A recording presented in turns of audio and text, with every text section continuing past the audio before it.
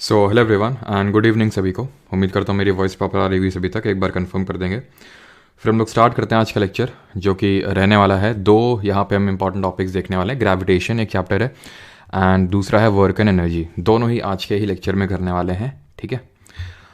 जय Shri Ram and good evening सभी को। आकांक्षा, ऋषभ, शिवांगी।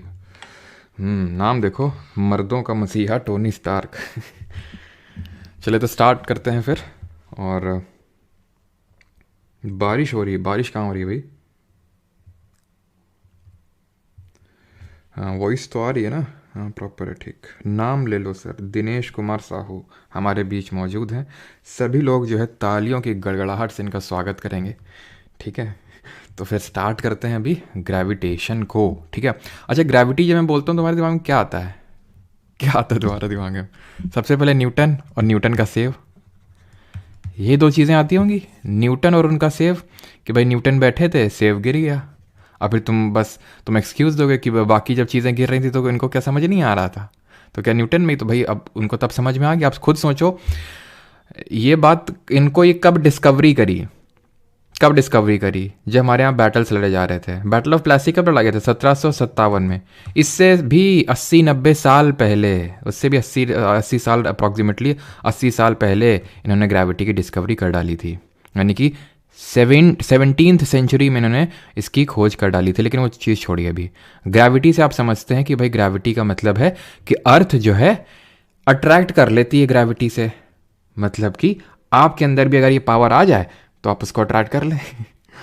लेकिन मैं आपसे क्या होगा अगर मैं आपसे ये बोलूं कि है आपके पास वो पावर, आपके पास भी ग्रेविटी है, आप भी अट्रैक्ट कर रहे हो, लेकिन है क्या कि आपकी ग्रेविटी कम है। आपकी ग्रेविटी कम है, इसलिए आप उसको अट्रैक्ट नहीं कर पा रहे हो, फिर किसी को भी अट्रैक्ट नहीं कर पा रहे हो। आप किसी के पास जाते हो तो ऐसा नहीं कि वो आपके अंदर मतलब चिपक जाता है, जैसे मैग्नेट चिपकता है।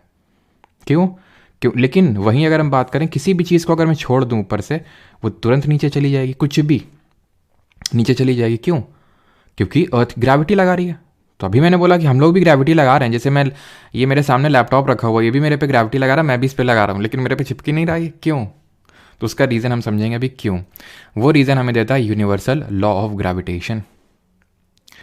यूनिवर्सल लॉ ऑफ ग्रेविटेशन जो कि न्यूटन जी ने दिया था, इनके अनुसार हर जो भी चीज़ें हैं उनका कुछ ना कुछ मास है। जिसका भी कुछ ना कुछ मास है, मेरे बालों का कुछ मास है, वो भी अट्रैक्ट कर रहे हैं एक दूसरे को।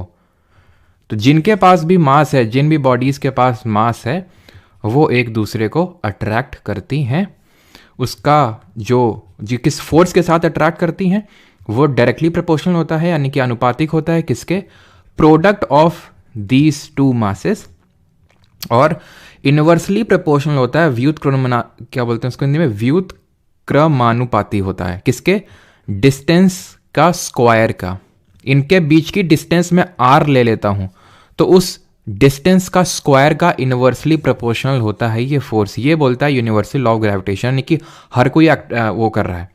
अब तुम्हारे मन में क्वेश्चन उठेगा, सर ये हम मतलब सर ये मान लो हम है, ठीक है, ये वो है जिसको हम अट्रैक्ट करना चाहते हैं, ठीक है, लेकिन ये तो इससे अट्रैक्ट हो जाती है। तो क्या इसके अंदर ज़्यादा ग्रेविटी है? बिल्कुल। अब है क्या, जैसे ही किसी की सरकारी नौकरी लगती है उसके अंदर ग्रेविटी भर भर के आ जाती है, बस अट्रैक्शन हो जाता है। समझ रहे हो? तो ये जो लॉ है ये न्यूटन ने नहीं दिया था, ये इंडिया में इसकी इजाद हुई है, ठीक है। ये एक सोशल लॉ है, सोशल लॉ ऑफ ग्रेविटेशन आप बोल सकते हो। तो सोशल लॉ जो है वो आपको बस समझ लेना है। वैसे ये एग्जाम पर्सपेक्टिव से इंपॉर्टेंट नहीं है, लाइफ पर्सपेक्टिव से इंपॉर्टेंट है। ये आपको मोटिवेट करने में हेल्प करेगा, ये आपको मार्क्स गेन करने में हेल्प करेगा। अब ये जब प्रोपोर्शनैलिटी का साइन लगा होता है तो इसको हम हटा के एक कांस्टेंट ऑफ प्रोपोर्शनैलिटी लगा लेते हैं। That constant is called as gravitational constant. इसकी वैल्यू है जी, मतलब ये जी है, उसकी वैल्यू भी हम देखेंगे क्या होती है। लेकिन ये चीज़ आपको पता होनी चाहिए कि इसको हम बोलते हैं ग्रेविटेशनल कांस्टेंट। इसका मतलब है कि हर चीज़ एक दूसरे को अट्रैक्ट कर रही, कुछ भी हो। अब आपके दिमाग में डाउट आ सकता है कि ठीक है चलो हम वो एप्पल वाला ही केस ले लेते हैं कि ठीक है कि एप्पल है और एप्पल ने मतलब ये अट्रैक्ट कर लिया, ठीक है, मतलब अब एप्पल को अट्रैक्ट कर लिया अर्थ ने अपने जो ग्रेविटी है उससे। और अभी मैंने बोला कि भाई ये एप्पल ने भी कुछ ना कुछ ग्रेविटी लगा रहा होगा, क्योंकि मैंने बोला हर चीज़ एक दूसरे पे ग्रेविटी लगा रही है। तो अर्थ क्यों नहीं चिपक गई आके ऊपर एकदम उसके ऊपर, मतलब एप्पल से? या फिर मैंने लैपटॉप को, जैसे मैंने लैपटॉप को अभी छोड़ दो यहाँ पर, ठीक है, नीचे गिर जाएगा। ऐसा क्यों? नहीं तो लैपटॉप वहीं रखा रहा और ज़मीन चपक जाए उससे क्योंकि जो फोर्स है वो डायरेक्टली प्रोपोर्शनल है मासेस, यानी जिसका मास ज़्यादा होगा, जिसका मास ज़्यादा होगा वो उसका फोर्स उतना ही ज़्यादा होगा, उसका अट्रैक्शन या फिर उसकी जो ग्रेविटी उतनी ही ज़्यादा होगी। अर्थ का मास बहुत बहुत बहुत बहुत ज़्यादा है एप्पल के कंपैरिजन में। एप्पल का नेग्लिजिबल है, इसलिए एप्पल अट्रैक्ट किया तो उसने, लेकिन इतना नहीं था कि अर्थ को अट्रैक्ट कर सके। न्यूटन का थर्ड लॉ तो ही बोलता है ना, for every action there is an equal and opposite reaction. तो हर कोई अपोजिट रिएक्शन भी दे रहा है, लेकिन डिपेंड ये करता है किसका वो है किसका भारी रिएक्शन है, इस पे ये डिपेंड करता है। ठीक है, अब थोड़ी सी हम चर्चा इस बात पे कर लेते हैं कि जो ग्रेविटेशनल कांस्टेंट होता है, इस पे क्वेश्चन बन जाता है कि जो ग्रेविटेशनल, तो एक चीज़ ध्यान रखना, कल मैंने आपको एक चीज़ बताई थी ना कि ऐसे ही इलेक्ट्रोस्टैटिक का जो फोर्स है इलेक्ट्रोस्टैटिक में भी दिया जाता है। ठीक है, एंड दैट इज कि अगर इसको कूलॉम जी ने दिया था कि अगर दो चार्जेस रखे हुए हैं तो एक दूसरे को अट्रैक्ट करेंगे। अच्छा मुझे बताइए, ये जो अभी फोर्स ऑफ ग्रेविटेशन यहाँ मैंने पढ़ाया, या फिर यहाँ पे जो अभी मैं समझाने जा रहा हूँ इलेक्ट्रोस्टैटिक फोर्स इसको बोलते हैं, तो ये कैसे टाइप ऑफ फोर्स हैं? कॉन्टैक्ट है, नॉन कॉन्टैक्ट है, कंजर्वेटिव है कि नॉन कंजर्वेटिव है, ये आपको बताना है। यहाँ पे भी सेम वही लगता है, एफ ऐसे निकलता है। ठीक है, प्रोडक्ट ऑफ जो चार्जेस होते हैं उसके डायरेक्टली प्रोपोर्शनल होता है फोर्स, और जो इनके सेंटर के बीच की एक तरह से जो डिस्टेंस है आर मान लेते हैं, उसके इनवर्सली प्रोपोर्शनल का स्क्वायर होता है ये। ठीक है, फिर यहाँ पे हम कांस्टेंट ऑफ ये मतलब हटाते हैं और कांस्टेंट ऑफ प्रोपोर्शनलिटी लगता है 1/4 pi epsilon naught Q1 Q2 upon R square. ये आप में से काफ़ी लोगों ने क्लास 11th में पढ़ा होगा, जब हम क्लास 11th में एंटर करते हैं तो इलेक्ट्रोस्टैट में सबसे पहले यही सिखाया जाता है। और चार्ज की यूनिट क्या होती है तो थोड़ा सा देख लो, जैसे ये है बिल्कुल वैसे ही है। ठीक है, अब यहाँ पे तो हमने लिख दिया 1/4 पाई एप्सिलॉन नॉट, लेकिन ये जी की वैल्यू क्या होती है अभी देखते हैं। लेकिन ये जो क्यू है ये यहाँ पे चार्ज को दिखा रहा है, आवेश को दिखा रहा है, और आवेश खान की अगर बात करें तो कूलॉम इसकी SI यूनिट है, यहाँ पे मैं लिख देता हूँ। ठीक है, कूलॉम जी के नाम पे है। ऑलराइट, अच्छा फोर्स की यूनिट क्या होती है? बट बिफोर दैट जो मैंने आपसे क्वेश्चन पूछा था, ये दोनों, ये ग्रेविटेशनल वाला फोर्स और इलेक्ट्रोस्टैट वाला फोर्स दोनों ही नॉन कॉन्टैक्ट हैं, बिकॉज कॉन्टैक्ट में कोई आ नहीं रहा है इसलिए नॉन कॉन्टैक्ट है, और कंजर्वेटिव हैं, ये मैंने आपको बताया था।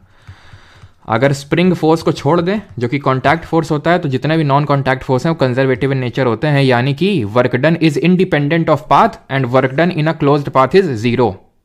क्लियर? अब देखते हैं भाई जी, अब लेकिन हाँ जी की पहले बाद में चर्चा करेंगे। केपलर जी को यार थोड़ा सा वेलकम करें सभी लोग, मैं चाहता हूँ। क्यों? क्योंकि ये जो चीज़ न्यूटन जी ने बताई ना, क्या कि ये जो इनवर्सली प्रोपोर्शनल होता है डिस्टेंस के स्क्वायर के, ऐसे नहीं बता ली। केपलर जी ने अपने जब लॉ ना देते ये, तो न्यूटन जी इतना आसानी से ना बता पाते। That is not to demean the Newton ji. Newton ji तो न्यूटन जी हैं, उनके बारे में क्या ही कहना। न्यूटन आइंस्टाइन आपने नाम इतना सुना होगा, लेकिन केपलर जी की भी थोड़ी सी प्रशंसा होनी चाहिए, है ना। ऐसा ना हो कि जैसे गांधी जी और भगत सिंह का होता है ना तो वैसा टाइप ना हो यहाँ पे। तो केपलर जी ने 3 लॉ दिए थे, जिनको 3 प्लानिटरी लॉ बोलते हैं। इन्होंने प्लैनेट के संबंध में, क्योंकि भाई क्यूरोसिटी होती थी उस टाइम पे। अब हमारे इस टाइम पे क्या क्यूरोसिटी होती है कि भाई नई पिक्चर डाली कि नहीं डाली, कहाँ हैं उस समय, इस समय वो खाना खाया कि नहीं खाया। ठीक है, इस टाइप की उस टाइम पे लोग को ये क्यूरोसिटी हुआ करती थी कि भाई प्लैनेट कैसे मूव करते हैं, कैसे सारी चीज़ें होती हैं। तो केपलर जी उनमें से एक थे, हमारे जोहानस केपलर इनका नाम था। इन्होंने 3 लॉ दिए थे, 3 नियम दिए थे। First law, second law, third law. First law को बोलते हैं law of orbit. Law of orbit बोलते हैं। क्यों? क्योंकि केपलर का पहला नियम ये बोलता है, ज्योग्राफी तो अभी मैंने तुम्हें पढ़ाई नहीं है, ठीक है, लेकिन इतना तो थोड़ा शायद पढ़ा होगा तुमने। बाकी जो पिछले बैच वाले उनको तो पता ही होगा, उनमें ज्योग्राफी हो चुकी है कि जैसे ये हमारा सूरज है, इसके अराउंड हमारा सन घूमता, सॉरी अर्थ, जो कितना कोई भी प्लैनेट घूमता है, कोई भी ग्रह सूरज के अराउंड चक्कर लगाता है कि नहीं, जैसे कि तुम उसके अराउंड लगाते हो। तो ये जो सन है, ये एक तरह से सेंटर पे हम बोल सकते हैं बैठा हुआ है, और जो प्लैनेट्स हैं इसके अराउंड चक्कर लगा रहे हैं। यहां पे मैं एक प्लैनेट, पहली बात तो ये पहला लॉ ये बोलता है कि किस ऑर्बिट में, किस कक्षा में, इसको हम बोलते हैं कक्षाओं का नियम। ये कक्षा यानी ऑर्बिट किस शेप की है, ये इलिप्स शेप की है। पहला लॉ केपलर का ये बोलता है कि all the planets revolve around the sun in an elliptical orbit, that's why the law of orbit. Ellipse को हम हिंदी में बोलते हैं दीर्घ वृत्ताकार। दीर्घ वृत्ताकार सेंटर तो मतलब सर्कल तो ये होता है, सर्कल का जो सेंटर होता है उसे कहीं भी सर्कमफ्रेंस में आप पॉइंट वो मतलब वो खींच दो तो उसको रेडियस बोलते हैं, बिकॉज वो इक्वल होती है किसी भी पॉइंट इन दी जो उसका सर्कमफ्रेंस है, आप सेंटर से खींच दो उसको हम उसका रेडियस बोलेंगे। लेकिन यहाँ पे हम बोल सकते हैं क्या? ना ना, यहाँ से ये मैंने आपको चीज़ बताई भी थी जब ज्योग्राफी पढ़ाया था, जैसे ये डिस्टेंस कम होगी ये डिस्टेंस ज़्यादा होगी, ये मैंने तब पढ़ाया था जब मैंने आपको ये बताया था कि जो हमारी अर्थ का शेप होता है वो जियोइड शेप होता है, ऑब्लेट स्फीरॉइड शेप होता है। In that shape the earth is फूली हुई इन द बीच में and flattened at the top, यानी earth is bulged at the centre and flattened at the poles.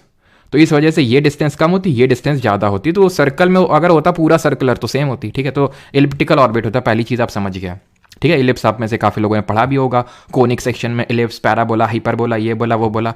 भाई साहब बड़ा कन्फ्यूजन होता था, पता है मुझे किसमें, इलिप्स और हाइपरबोला में, है ना। ये साथ में तो पढ़ते हैं हम लोग, जैसे ये इलिप्स होता है और हाइपरबोला इस तरह से होता है, पैराबोला तो लो चलना बंद हो गई है, इसी बात में गुस्सा हो गए, नहीं पढ़ेंगे हम, अब तो हम पढ़ाएंगे। तो पैराबोला हम लोग इस तरह से पढ़ते हैं, डिफरेंट टाइप के जो होते हैं, ठीक है। याद आ रही पुराने दिनों की, बस और कुछ नहीं। सेकेंड लॉ पे आते हैं अभी। सेकेंड लॉ ये बोलता है न्यूटन इनका केपलर का कि जब प्लैनेट सन के पास में होगा ना जल्दी जल्दी चलेगा, और जब दूर होगा तो आराम आराम से चलेगा। क्यों? क्योंकि उसमें एक सिस्टम फीड कर दिया गया है। क्या? कि जो तुम एरिया स्वीप करोगे, ये जो एरिया होगा, ठीक है, वो इस एरिया के बराबर होगा अगर अगर अगर अगर यहां से यहां तक चलने में जितना टाइम लगा है वही टाइम यहां से यहां तक चलने में लगा, या फिर वाइसे वर्सा। या फिर वाइसे वर्सा से मेरा मतलब ये है कि अगर यहाँ पे टाइम टी लगा है और एरिया ए है, तो अगर इसको मैं कैलकुलेट कर रहा हूँ एरिया को, ये एरिया ए है, देन टाइम यहाँ से यहाँ में लगने में टी लगा होगा। यानी कि अगर दूर होगा तो छोटी डिस्टेंस कवर करेगा, क्योंकि उसको टाइम सेम रखना है, एरिया सेम रखना है। क्लियर? और इसको बोलते हैं लॉ ऑफ एरिया, क्षेत्रफल का नियम। इसको बोलते हैं लॉ ऑफ एरिया, ठीक है, क्षेत्रफल का नियम बोलते हैं। अब थर्ड लॉ पे आते हैं। थर्ड लॉ क्या बोलता है? तो पहले सेकंड लॉ को थोड़ा सा एक्सप्लेन कर देंगे आपको, या फिर चलो थर्ड लॉ पहले बता दें फिर आते हैं। थर्ड लॉ को बोलते हैं लॉ ऑफ टाइम पीरियड, आप समझ सकते हो, लॉ ऑफ टाइम पीरियड। ये कनेक्टेड ही है सेकंड लॉ से। ये बोलता है कि जितना दूर होगा प्लैनेट सन से, जितना उतना ही ज्यादा टाइम लेगा उसको रिवॉल्व करने में। लेकिन केपलर ने बोला ऐसे सीधे सीधे मत लिख दो, ठीक है। मतलब इन्होंने बोला, केपलर जी ने, ऐसे एकदम इतना भी डायरेक्टली प्रोपोर्शनल नहीं होता, इतना भी एक्यूरेट नहीं होता T directly proportional to R. है तो यही डायरेक्टली प्रोपोर्शनल ही है, लेकिन T square is directly proportional to the R cube. Example आपको समझाते हैं कैसे। ये बताओ मुझे, जो लोग पढ़ चुके हैं ज्योग्राफी, मरकरी यानी बुध, या फिर नेपच्यून यानी कि वरुण, किसको अरुण बोलेंगे कि वरुण, वरुण है ना ये, नेपच्यून हिंदी में। कौन दूर है? कौन दूर है सन से? तो मरकरी नियरेस्ट प्लैनेट है, नेपच्यून फारदेस्ट प्लैनेट है, बुध सबसे नजदीक है, वरुण सबसे दूर है। मरकरी कितने टाइम लेता है अर्थ सन के रेवोल्यूशन में, जरा बताइए। मरकरी लेता है 88 दिन। अगर हम एक दिन को 24 घंटा कंसिडर कर रहे हैं उस हिसाब से 88 दिन लगते हैं मात्र। नेपच्यून को 165 साल, 165 ईयर्स। यानी कि जब हमारी 2 पोस्टें लगभग चली जाएंगी तब इनका एक रेवोल्यूशन पूरा होगा नेपच्यून का अराउंड द सन। मरकरी 88 दिन, वीनस शुक्र 134 दिन, अर्थ ऐसे ही तो होता है ना। मरकरी के बाद कौन आता है प्लैनेट? वीनस आता है, उसके बाद अर्थ आता है। 88 दिन, 134 दिन यानी 134 डेज, 365 डेज, इस तरह से बढ़ता चला जाता है। क्यों? डिस्टेंस बढ़ रही है ना, तो डिस्टेंस बढ़ रही तो टाइम भी बढ़ेगा। लेकिन एग्जैक्टली मैथमेटिकल अगर मैथमेटिकली लिखूंगा, जो कि केपलर जी ने बताया था, T square directly proportional to the R cube. इसको लॉ ऑफ टाइम पीरियड बोलते हैं, लॉ ऑफ टाइम पीरियड बोलते हैं। लेकिन अगर मैं इसको इस तरह से डिफाइन करूं, वैसे तो आपको नोट्स में मिलेगा कि क्यूब वही सेम चीज जो यहां पे लिखी हुई, इसी को डिफाइन कर रहा हूं मैं, उसी को बस वर्ड फॉर्म में लिख रहा हूं। Cube of mean distance, cube of mean distance of a planet from the sun is square of the time period, ठीक है, is proportional to the square of the time period, या फिर हम बोल सकते हैं ऑर्बिटल स्पीड, ठीक है। ये आप समझिएगा। Law of area, law of area क्या बोलता है कि इसको भी चलो यार मैं लिख ही देता हूं, जो सेकेंड लॉ है, ठीक है। और फर्स्ट लॉ तो लिखने की ज़रूरत नहीं, खुद से लिख लेना कि जो इनका ऑर्बिट, जो इनका पाथ होता है दैट इज़ इलिप्टिकल पाथ, बस, ठीक है। इसको इस तरह से मैं लिख सकता हूँ, the line joining the planet and the sun sweep out equal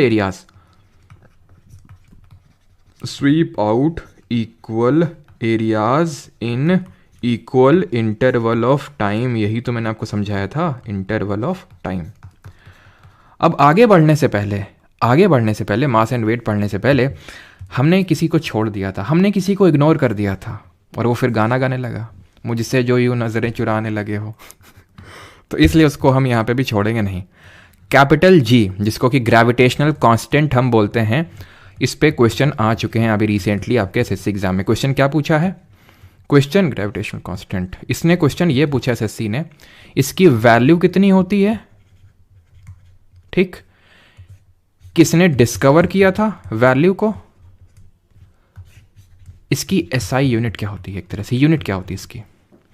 तो सबसे पहले बात कर लेते हैं इसकी वैल्यू कितनी होती है। कैलकुलेट करके हमें नहीं देखना कि कितनी क्या वैल्यू होती है। 6.67 इंटू 10⁻⁻11, और यूनिट भी यहीं पे मैं लिख देता हूँ, चिपका देता हूँ साथ में, क्योंकि फिर नहीं लिखूंगा तो फिर गलत बात है। वो न्यूटन मीटर स्क्वायर पर केजी स्क्वायर, अभी निकाल के भी मैं आपको दिखा दूंगा। डिस्कवर अगर बात करें, ये इंपॉर्टेंट है, 1798 में हेनरी कैवेंडिश, CGL 2022 और 23 दोनों पूछा ये, हेनरी कैवेंडिश 1798, ठीक।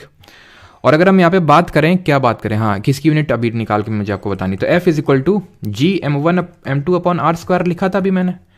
F की यूनिट क्या होती है? न्यूटन।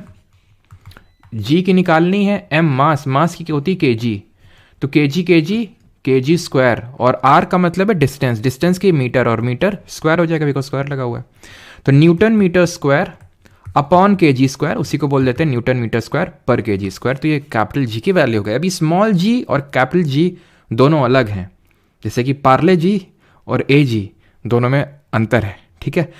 तो वो अभी हम डिफरेंस देखेंगे, बताने को तो भी मैं बता सकता हूँ, वो भी तब भी आप समझ जाओगे, लेकिन क्यों ना थोड़ा सा पहले मास और वेट का कॉन्सेप्ट पढ़ लें। पहले ये बताइए कि किसी को यहाँ तक कोई डाउट तो नहीं है, देन हम आगे बढ़ते हैं।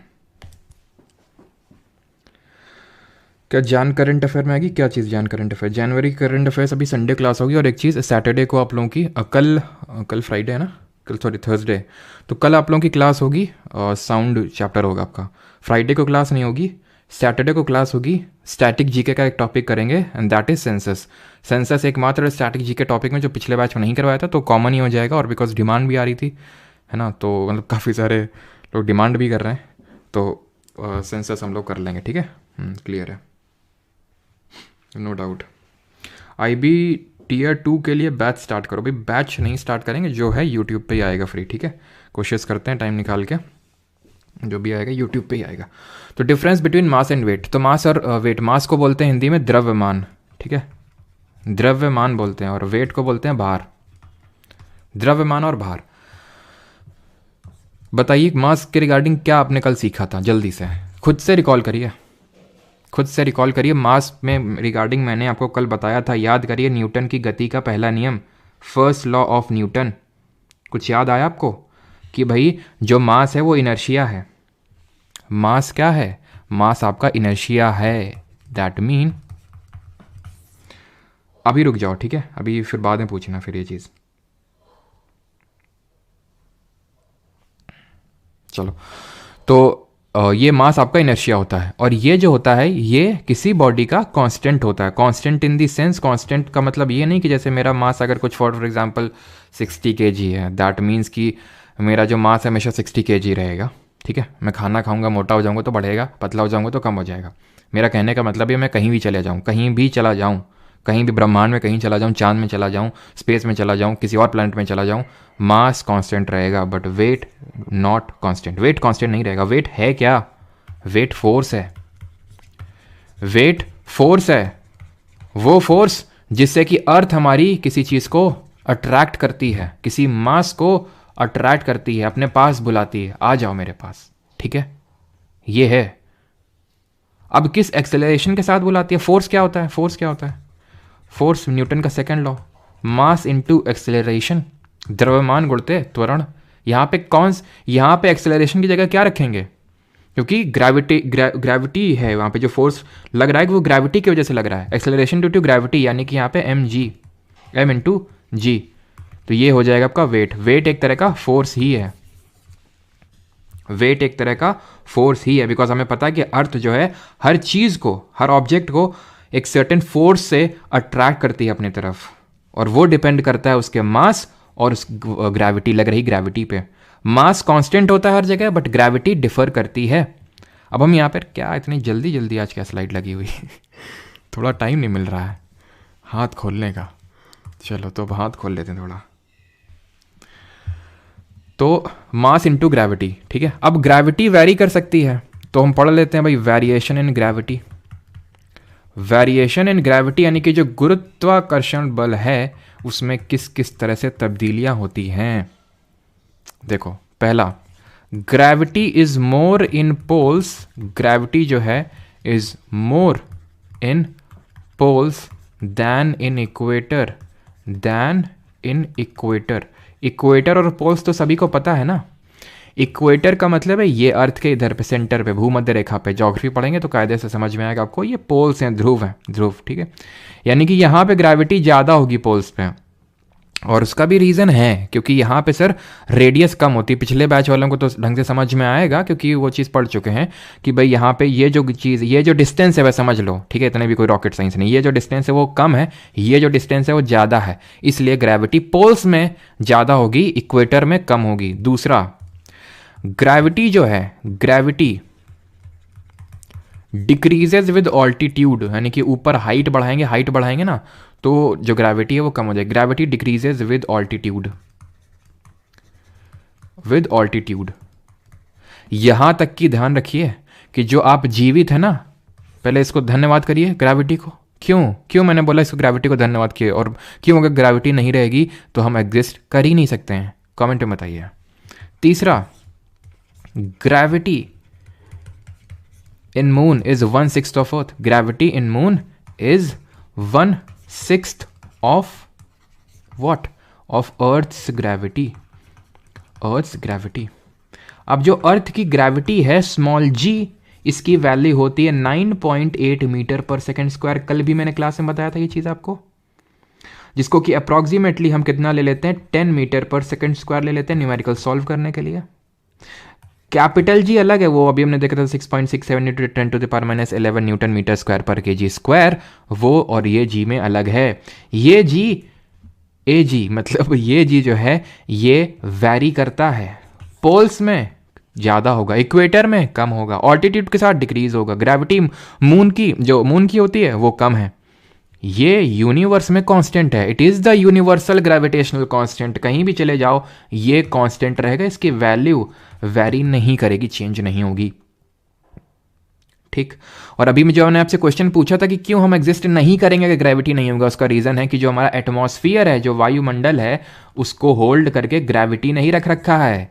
चांद पे चले जाओ, ऑक्सीजन का मास लेके जाना पड़ेगा, या फिर किसी और प्लेनेट में, क्यों, क्योंकि ग्रेविटी कम है, एटमॉस्फियर टिकता ही नहीं है वहाँ पे, ठीक है, जो भी थोड़ा बहुत है भी वो टिकता ही नहीं है। तो 1/6 है अर्थ में, अर्थ के कंपैरिजन में मून की ग्रेविटी। यानी कि अगर मैं बोलूं कि आपका, यानी कि अगर मैं आपका बोलूं कि जो आपका वेट है, ठीक है, जो वेट है यहाँ पे 60 न्यूटन है, तो भाई वेट इन, अगर मैं बात करूं अर्थ, ठीक है, वेट इन अर्थ, तो भाई वेट इन मून कितना होगा, वेट इन मून कितना होगा, सिंपल सी बात है भाई। वेट होता है, वेट दो चीज़ों पे डिपेंड करता है, mass into gravity, mass constant, gravity यहाँ पे चेंज हो रही, ग्रेविटी 1/6 हो रही है, 1/6 हो रही है, तो वेट भी 1/6 हो जाएगा, यानी कि 10 न्यूटन यहाँ पे जो वेट है वो निकल के आ जाएगा। क्लियर, आगे बढ़ें, बढ़ लेते हैं, थ्रस्ट पे आते हैं। थ्रस्ट क्या होता है, थ्रस्ट को हिंदी में बोलते हैं प्रमोद, प्रमोद नहीं प्रणोद, ठीक है, प्रणोद बोलते हैं इसको हिंदी में। ये होता क्या है, कुछ नहीं, फोर्स ही है, फोर्स का एक टाइप है बस। फोर्स को अगर परपेंडिकुलरली लगा दो ना, लंबवत तरीके से लगा दो, बस हो गया थ्रस्ट। परपेंडिकुलरली अगर लगा दो तो है चीज़ फोर्स ही, लेकिन बस आपको उसको एक डायरेक्शन, मतलब 90 डिग्री का अगर आपका वो एंगल बन रहा है जहाँ पे लगा रहे हो फोर्स, तो उसको थ्रस्ट बोल देते हैं। जैसे कि यहाँ पे आप देख रहे हो कि जो नेल है उसको इस तरह से परपेंडिकुलरली इंसर्ट किया जा रहा है। यूनिट क्या हो जाएगी जरा बताइए जल्दी से, यूनिट क्या हो जाएगी? न्यूटन। क्यों? है तो फोर्स ही ना, परपेंडिकुलर लग रहा है तो क्या यूनिट बदल जाएगी? और ये भी क्या रहेगा? वेक्टर ही रहेगा, सिंपल। अब आते हैं प्रेशर पे, जिसको हिंदी में क्या बोलते हैं? दाब बोलते हैं। इसको हिंदी में क्या बोलते हैं? दाब। अब प्रेशर पता है क्या होता है? दाब होता है, प्रेशर होता है। प्रेशर आप बोलते हो कि भाई बहुत प्रेशर है, पढ़ाई का प्रेशर, ये प्रेशर वो प्रेशर, हर चीज़ प्रेशर लगा रही है। यहाँ तक कि आप अभी बैठे क्लास ले रहे हैं, मैं बैठे क्लास आपको दे रहा हूँ, प्रेशर लग रहा है। कौन लगा रहा है? एयर लगा रही है प्रेशर। पता है कितना प्रेशर लग रहा है? इतना प्रेशर लग रहा है। ये पीए क्या है? ये पास्कल है, ठीक है। और 10⁵ पास्कल को 1 ATM बोलते हैं। इसको बोलते हैं 1 एटमॉस्फेरिक प्रेशर। इतना सी लेवल पे, सी लेवल का मतलब है कि भाई नॉर्मल लेवल, जिस लेवल पे हम लोग रह रहे हैं, अगर मान लो कि हम लोग पहाड़ों पे रह रहे हैं तो अलग होगा, ठीक है, नीचे गड्ढे में कहीं और चले जाएं तो वो अलग होगा। नॉर्मल की बात हो रही है, 1 एटमॉस्फेरिक प्रेशर 10⁵ पास्कल। पास्कल इसकी यूनिट क्यों है? ये यूनिट है, ध्यान रखना, SI यूनिट है किसकी? ऑफ प्रेशर, ठीक है। क्यों? क्योंकि इसको ब्लेज पास्कल जी ने इन्वेंट किया था। जैसे न्यूटन है किसकी यूनिट? न्यूटन है फोर्स की यूनिट, लेकिन एक्चुअल में है क्या वो है kg मीटर पर सेकेंड स्क्वायर, बट उसको न्यूटन बोल देते हैं इन शॉर्ट, क्योंकि न्यूटन जी ने इसको डिस्कवर किया था। प्रेशर जो एक्चुअल में होता है वो होता है कि आप कितना फोर्स लगा रहे हो, कितने एरिया में लगा रहे हो, वो है प्रेशर। यानी कि pressure is equal to force upon area, या फिर थ्रस्ट अपॉन एरिया मैं बोल सकता हूँ, अगर बहुत ही स्पेसिफिकली बोलूँ, बिकॉज प्रेशर यूजुअली इस तरह से लगाया जाता है परपेंडिकुलरली, तो इसी को मैं थ्रस्ट अपॉन एरिया भी लिख सकता हूँ। यानी कि जो प्रेशर है वो दो चीज़ों पे डिपेंड करता है, कितना थ्रस्ट लगा रहे हो, कितना फोर्स लगा रहे हो, किस एरिया में लगा रहे हो, कितने एरिया में लगा रहे हो। जैसे कि ये हथौड़ा है, हैमर है, इसको मारा, घुस गया ये, लेकिन अगर मैं सोचूं इसको उल्टा कर दो, ये उसको उल्टा कर दो, उल्टा कर दो, तो अब क्या होगा? ये इधर हो जाएगा।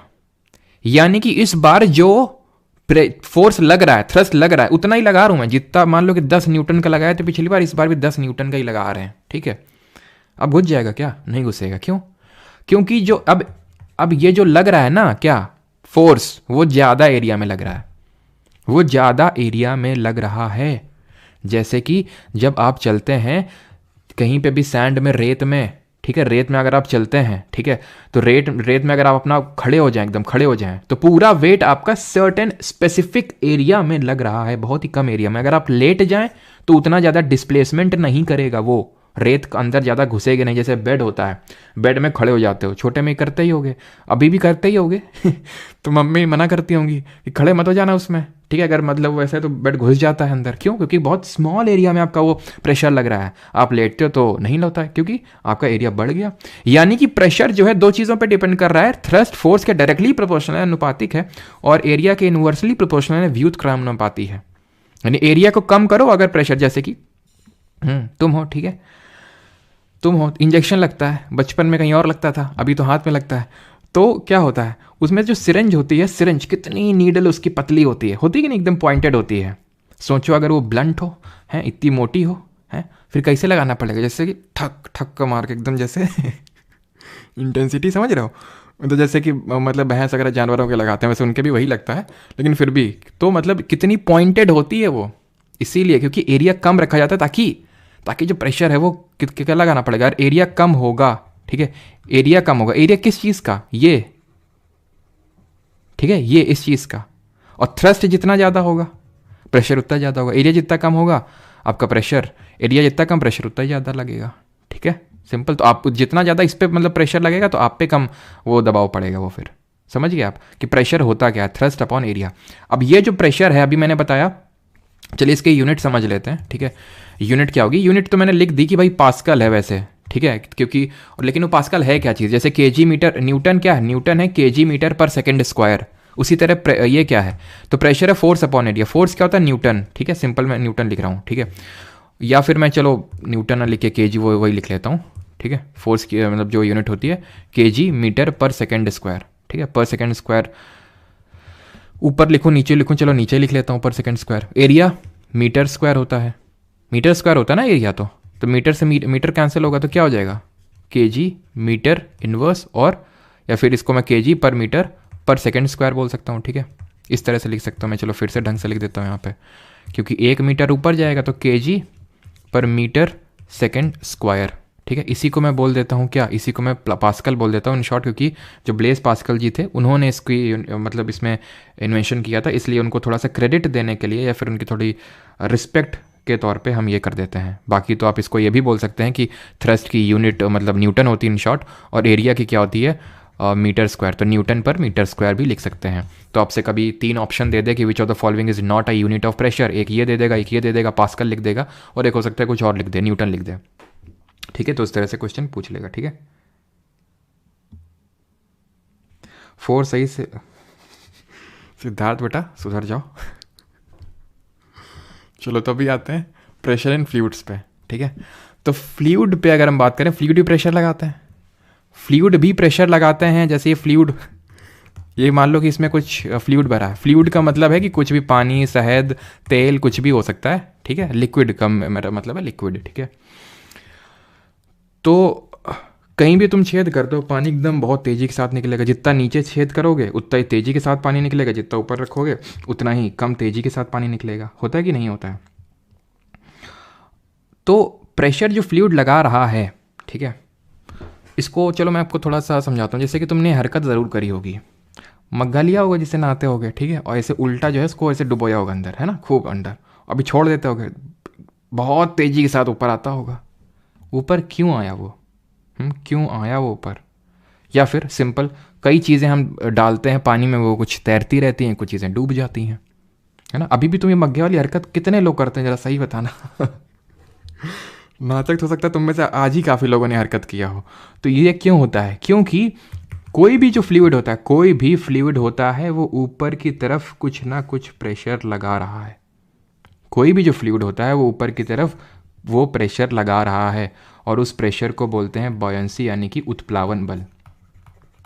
बॉयंट फोर्स बोल लो या फिर बॉयंसी बोल लो, तो मैं इसको बॉयंट फोर्स लिख देता हूँ। एक फोर्स हर लिक्विड लगा रहा होता है, उसको बोलते हैं बॉयंट फोर्स। वो कांस्टेंट नहीं होता है कि हर लिक्विड के लिए सेम होता है। जैसे कि अगर कोई चीज़ पानी में नहीं, मतलब पानी में वो डूब जा रही है, तो तुम शहद में डालोगे वो नहीं डूबेगी, वो तैरती रहेगी। क्यों? क्योंकि शहद का बॉयंट फोर्स ज़्यादा है।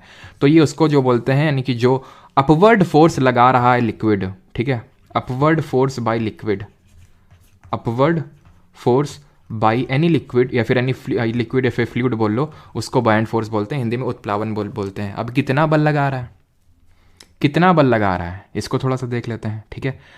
वो बताया था आर्किमिडीज ने। कब बताया था? बहुत सालों पहले की, तकरीबन आई थिंक 2000 साल पहले की बात है, तब बताया था इन्होंने आर्किमिडीज।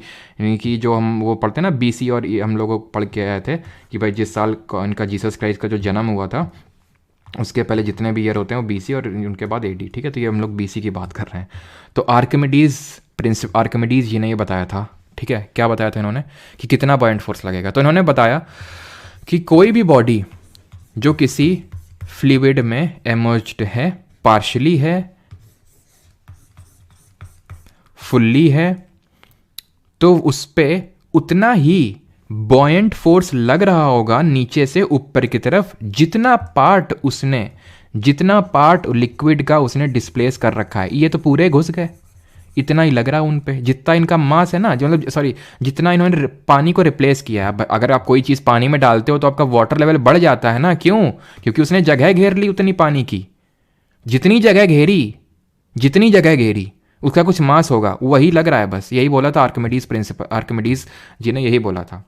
हमें इसमें ज़्यादा डीप में जाने की ज़रूरत नहीं, बस आपको इतना समझने की ज़रूरत है। यही कारण है कि हम बोलते हैं, जैसे कि फॉर एग्जांपल अगर मैंने कोई आइस जो डाली, ठीक है, ये मान लो कि पानी है, पानी में मैंने बर्फ़ डाल दी, ठीक है। तो बर्फ़ पिघलने के बाद इसका जो वाटर लेवल है राइज हो जाएगा, ठीक है, सिंक कर जाएगा, मतलब नीचे चला जाएगा, या फिर सेम रहेगा, बराबर रहेगा, वाटर लेवल में कोई चेंज नहीं होगा। क्या होगा बताइए जल्दी से। और एक चीज़ कि जैसे मान लेते हैं कि ये आगे जगह नहीं है, कोई नहीं, तो मान लेते हैं कि ये आपका रिवर है, ठीक है। ये रिवर का पानी है जो मैंने लाल लाल ऐसे ड्रॉ किया है। अब मैं कुछ ग्रीन ले लेता हूँ, ठीक है। ये है आपका ओशन का वाटर, ठीक है, ओशन वाटर है। मान लेते हैं एक जहाज़ है, ये एक जहाज़ है, ठीक है। ये जहाज़ जो है अभी कहाँ चल रहा है, ये जहाज़ चल रहा है अभी ये नदी के पानी में, अभी ये एंटर किया समुद्र के पानी में, इसका जो लेवल है वो बढ़ेगा घटेगा सेम रहेगा क्या रहेगा? तो इस केस में तो आंसर सेम रहेगा। क्यों? क्योंकि जब हमने इसको डुबोया होगा तो इसने कुछ ना कुछ, मान लो कि जब हमने जैसे डुबोया तो वाटर क्या हुआ होगा, इसने वाटर लेवल रेज हुआ होगा, इनिशियली वाटर लेवल रेज हुआ होगा, इनिशियली जब मैंने उसको डाला तब। लेकिन आप सोचो इतनी जगह इसने ऑक्यूपाई कर ली थी तभी तो वाटर लेवल रेज हुआ था उतना ही लेवल का। लेकिन जब ये पिघलेगी, जब पिघलेगी, पिघल के क्या बनेगा? पानी। और इस चीज़ को जो इसने एक तरह से जगह ले रखी थी उसको फिल कर देगी, यानी वाटर लेवल उतना का उतना ही रहेगा। इसकी बात करें तो क्योंकि जो रिवर वाटर होता है, इसकी जो रिवर वाटर में डेंसिटी अभी आप पढ़ते हैं डेंसिटी क्या होता है, डेंसिटी कम होती है। क्यों? क्योंकि इसमें सॉल्ट वगैरह नहीं होते हैं, लवण नहीं होते हैं। लेकिन इसमें जो डेंसिटी होती है इसकी ज़्यादा होती है क्योंकि इसमें लवण होते हैं, यानी सॉल्ट्स होते हैं, डेंसिटी ज़्यादा होती है। अब अगर इसकी डेंसिटी कम है रिवर वाटर की तो कम बॉयंट फोर्स लगेगा, कम बॉयंट फोर्स लगेगा तो ज़्यादा धंसेगा, नीचे ज़्यादा रहेगा। लेकिन जब ज़्यादा डेंसिटी है तो ज़्यादा बॉयंट फोर्स लगेगा, ज़्यादा बॉयंट फोर्स लगेगा तो ऊपर हो जाएगा, इसका लेवल ऊपर हो जाएगा इसका। क्लियर है ये चीज़ सभी को? ठीक है। और वो कई सारे क्वेश्चन पूछते हैं कि क्यों, जैसे मान लो कि आपकी नीडल है, आयरन नेल लो, उसको ऐसे परपेंडिकुलरली डाल दो या फिर किसी भी एंगल में डाल दो, बस वो पैरेलली नहीं होना चाहिए, डूब जाएगी आपकी नेल, आपकी आयरन नेल डूब जाएगी। क्यों डूब जाएगी? लेकिन अगर आप उसको इस तरह से, आपने हो सकता है एक्सपेरिमेंट किया हो कि भाई जो फोम में नीडल रख दो और फोम को बहुत ही जेंटली प्लेस कर दो, धीरे धीरे धीरे फोम क्या हो जाएगा, वो भारी होता जाएगा, वो डूब जाएगा और इस तरह से जो नेल है वो तैरती रहेगी। ये मैंने एक्सपेरिमेंट किया था इसलिए आज भी मुझे याद है। ठीक है। तो ये तैरती क्यों रहेगी? क्योंकि इस पे बॉयंट फोर्स हर एक पार्ट में लग रहा है। याद करिए प्रेशर वाला कॉन्सेप्ट हर उसमें लग रहा है, तो ये तैरती रहेगी। लेकिन जब आपने इस तरह से नेल को डाला ना तो इतना ही पार्ट में लग रहा था, इतना ही पार्ट में लग रहा था। इसका जो वेट था मैंने क्या बताया था, उतना ही बॉयंट फोर्स लगता है जितना आपने पानी रिप्लेस किया हो। अब इसने तो बहुत ही कम पानी रिप्लेस किया होगा, इतने में तो बहुत ही कम पानी रिप्लेस किया होगा, तो इसलिए उस पर उतना ज़्यादा बॉयंट फोर्स नहीं लगेगा। नहीं समझ में आ रहा तो छोड़ो, आगे बढ़ो। रिलेटिव डेंसिटी क्या होती है, पहले डेंसिटी समझ लेते हैं। डेंसिटी क्या चीज़ होती है? डेंसिटी होती है मास अपॉन वॉल्यूम, यानी किसी चीज़ का द्रव्यमान अपॉन उसका आयतन, ये होता है डेंसिटी का फॉर्मूला। तो इसकी अगर मैं यूनिट की बात करूंगा तो यूनिट मास की केजी होती, वॉल्यूम की मीटर क्यूब। तो क्या आंसर हो जाएगा इसका? केजी पर मीटर क्यूब। और मुझे जल्दी से बताइए कि ये स्केलर क्वांटिटी होगी या फिर वेक्टर क्वांटिटी होगी अगर मैं डेंसिटी की बात करूं तो। ठीक है। अब बात करते हैं रिलेटिव डेंसिटी की, कि रिलेटिव डेंसिटी क्या चीज़ है। तो रिलेटिव डेंसिटी का मतलब है किसी रिलेटिव, जैसे कि अगर मैंने बोला कि मैं अमीर हूँ, ठीक है, जैसे मैंने आपको पहले भी एग्जांपल दिया, तो मैं किसी से रिलेट करके बता रहा हूँ कि भाई मैं उससे अमीर हूँ लेकिन इससे गरीब हूँ, यानी कि हम किसी को एक रेफरेंस पॉइंट मान रहे हैं। तो रिलेटिव जो डेंसिटी होती है, इन शॉर्ट आरडी में लिख रहा हूँ यहाँ पे, it is the density of a substance, density of a substance, किसी सब्सटेंस की डेंसिटी ले लो, upon density of water, water यानी पानी का घनत्व ले लो, घनत्व बोलते हैं इसको, ठीक है, डेंसिटी को। तो डेंसिटी ऑफ वाटर, इसकी यूनिट क्या होगी जल्दी से बताइए, इसकी यूनिट क्या होगी?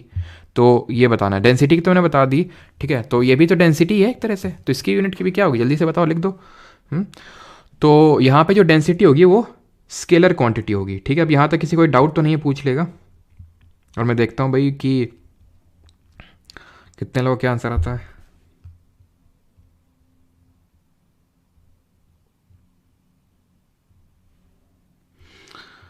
सर प्रेशर आपका स्केलर होता है, ठीक है, प्रेशर पूछ रहे हैं तो प्रेशर आपका स्केलर होता है, ध्यान रखना, it is a scalar quantity, vector नहीं है ये, ठीक है, स्केलर क्वांटिटी होता है। जैसे फॉर एग्जांपल मान लो फ्लूइड है, फ्लूइड में हर जगह प्रेशर लगा रहा है तो उसका कोई इस तरह से एक तरह से डायरेक्शन नहीं है ना, ये तो इधर भी प्रेशर लगा रहा है, इधर भी लगा रहा है, ऊपर भी लगा रहा है, फ्लूइड हर जगह लगा रहा है वो, ठीक है, वही ऊपर वाला ही को तो बोलते हैं बॉयंट फोर्स, ठीक है।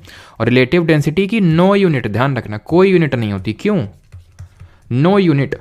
क्योंकि ऊपर भी केजी पर मीटर क्यूब है, नीचे भी केजी पर मीटर क्यूब है, दोनों डेंसिटी एक दूसरे को काट देंगी। तो जब रिलेटिव किसी भी चीज़ का कोई भी रिलेटिव हो तो उसको हम बोलते हैं कि उसमें कोई यूनिट नहीं, उसकी कोई इकाई नहीं होती है। बिल्कुल, फोर्स आपका वेक्टर होता है बट प्रेशर आपका स्केलर होता है, डेंसिटी आपकी स्केलर होती है, ठीक है, बिल्कुल बात सही है, ठीक है।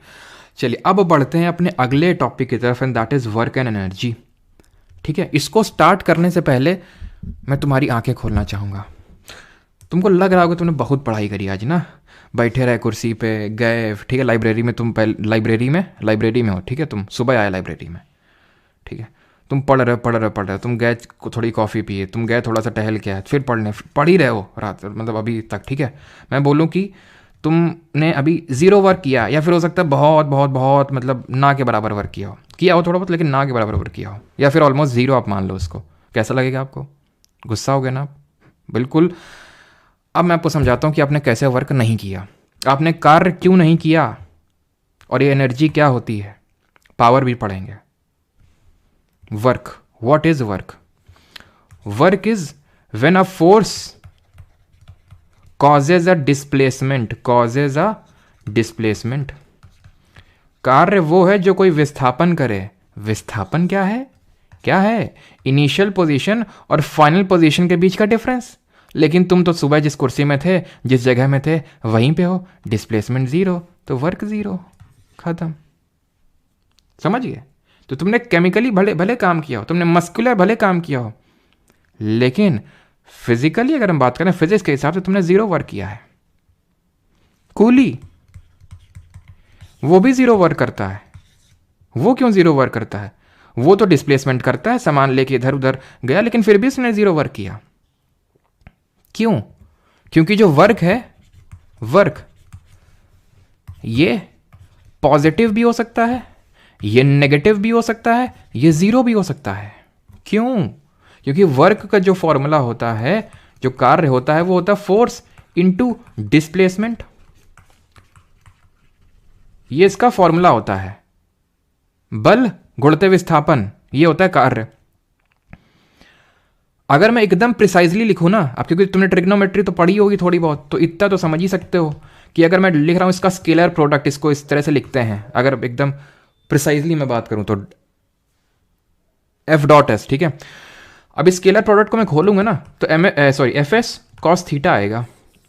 ये बात समझ में आई तो ठीक, नहीं तो इसको रट्टा मारो जिंदाबाद। Work is equal to force into displacement, ठीक है।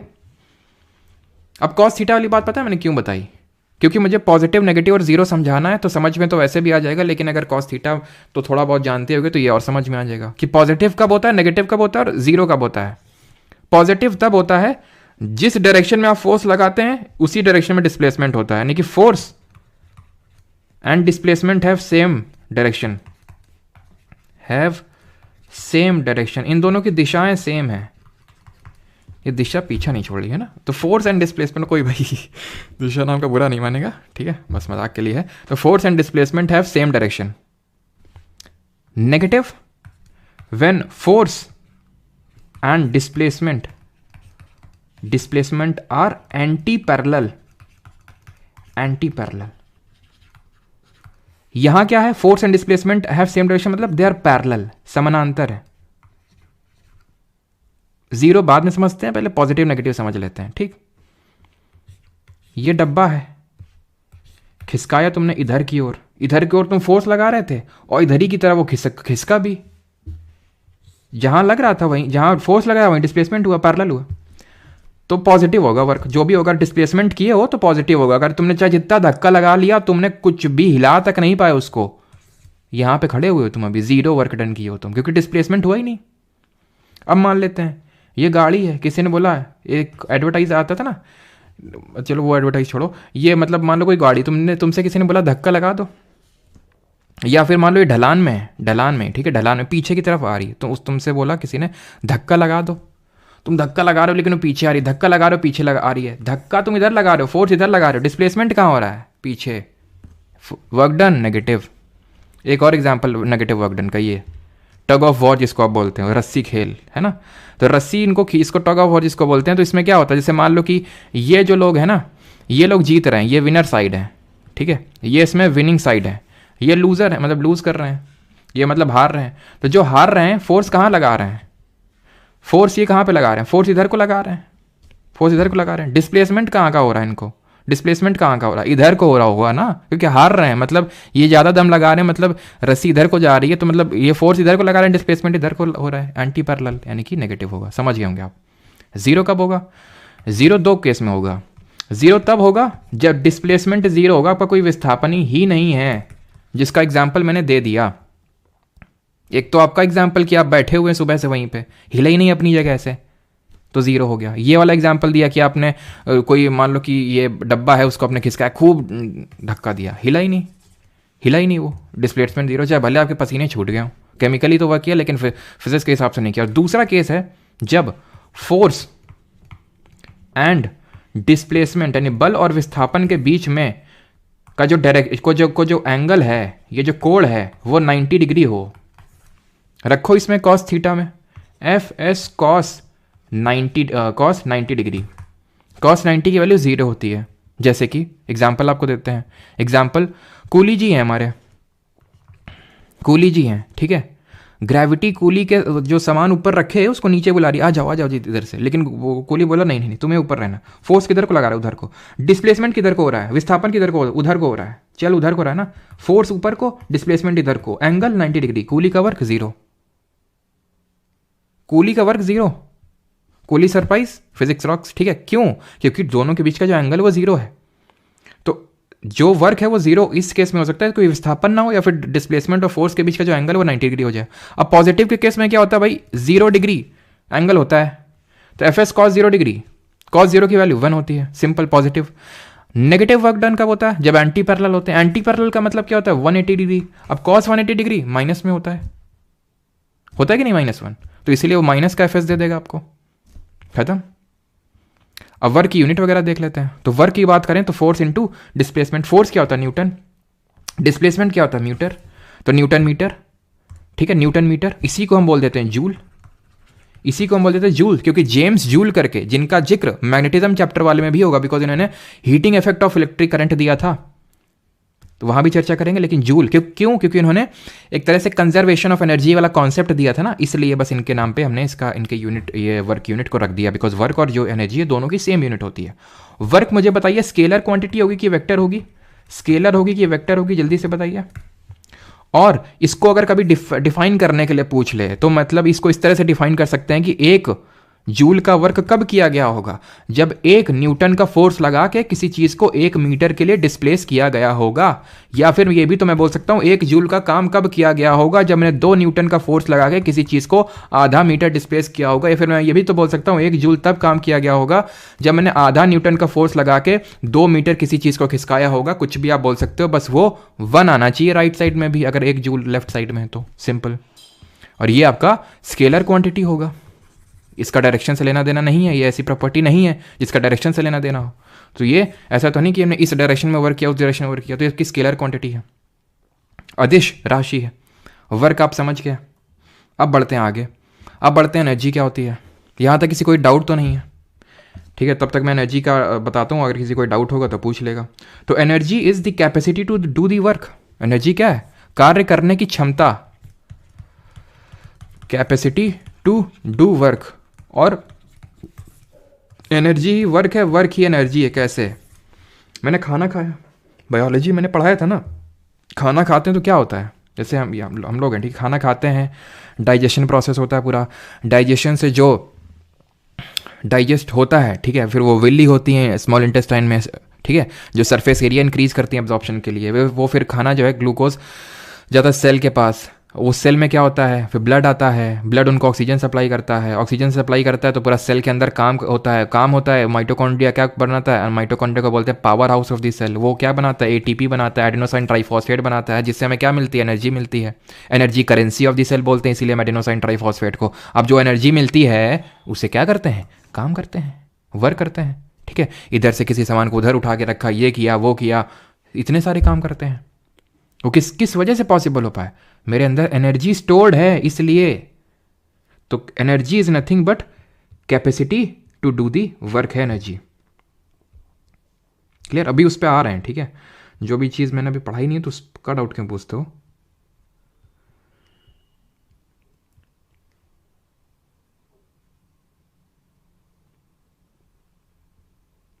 ठीक है, ओके,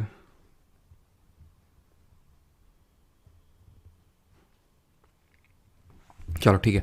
तो एनर्जी की अगर यूनिट जूल है, सॉरी वर्क अगर यूनिट जूल है तो एनर्जी की भी ऐसा यूनिट क्या होगी, जूल होगी, ठीक है, दोनों आप ऐसे मान लो सेम ही चीज़ें हैं। एनर्जी कभी वर्क में बदल जाती है, वर्क कभी एनर्जी में बदल जाती है। जैसे फॉर एग्जाम्पल अच्छा ये बताओ कि बिगेस्ट सोर्स ऑफ एनर्जी क्या है? ये एनवायरनमेंट वाली क्लास मैंने बताया था, ठीक है, कि बिगेस्ट सोर्स ऑफ एनर्जी क्या है? Biggest source of energy. अभी चलो मैं आपको फॉर्म्स ऑफ एनर्जी पढ़ाता हूँ, तब आपको समझ में आएगा कैसे वर्क और एनर्जी जो है इंटर कन्वर्टेबल है।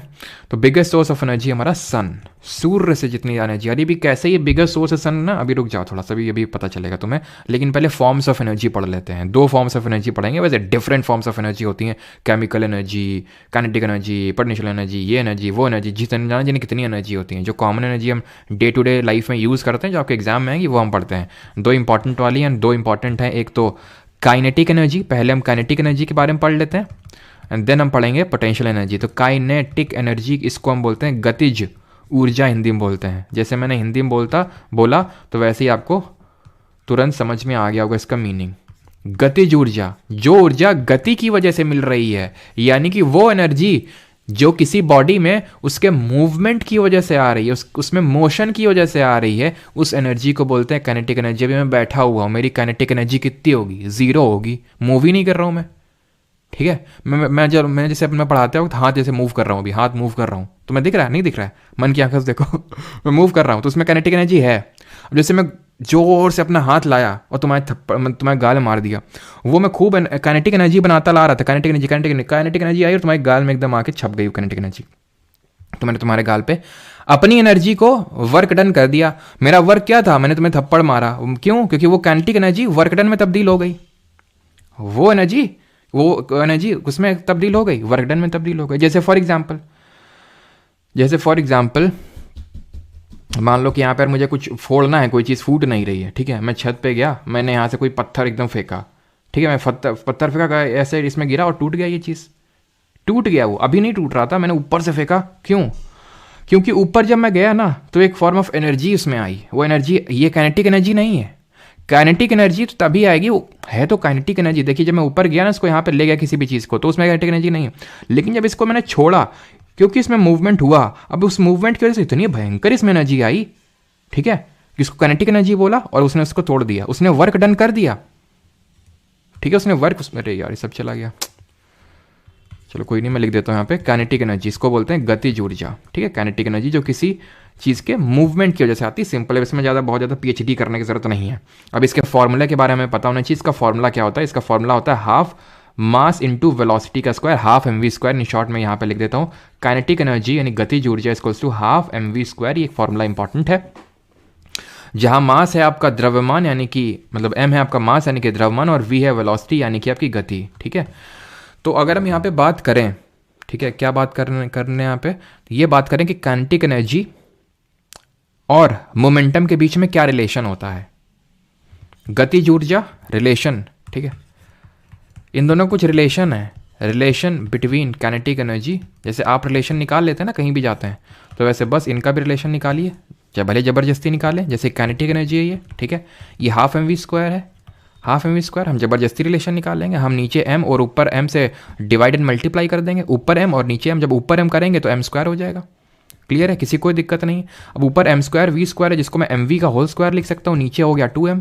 mv क्या है? mv ही तो मोमेंटम है। कल हम लोगों ने पढ़ा था ना, mv को p से रिप्रेजेंट करते हैं, मास इंटू वेलोसिटी। जो सेकंड लॉ ऑफ मोशन पढ़ रहे थे, जो मोशन को क्वांटिफाई करता है, तो मास इंटू वेलोसिटी, यानी कि मास इंटू वेलोसिटी के प्रोडक्ट को मैं p स्क्वायर लिख सकता हूँ, p स्क्वायर अपॉन 2m। यही तो हो गया काइनेटिक एनर्जी, यही तो हो गया गतिज ऊर्जा। अब तुमसे क्वेश्चन पूछ लेगा, लीनियर मोमेंटम को डबल कर दिया तो काइनेटिक एनर्जी पे क्या इंपैक्ट पड़ेगा, लीनियर मोमेंटम को हाफ कर दिया क्या इंपैक्ट पड़ेगा, कुछ भी पूछ ले।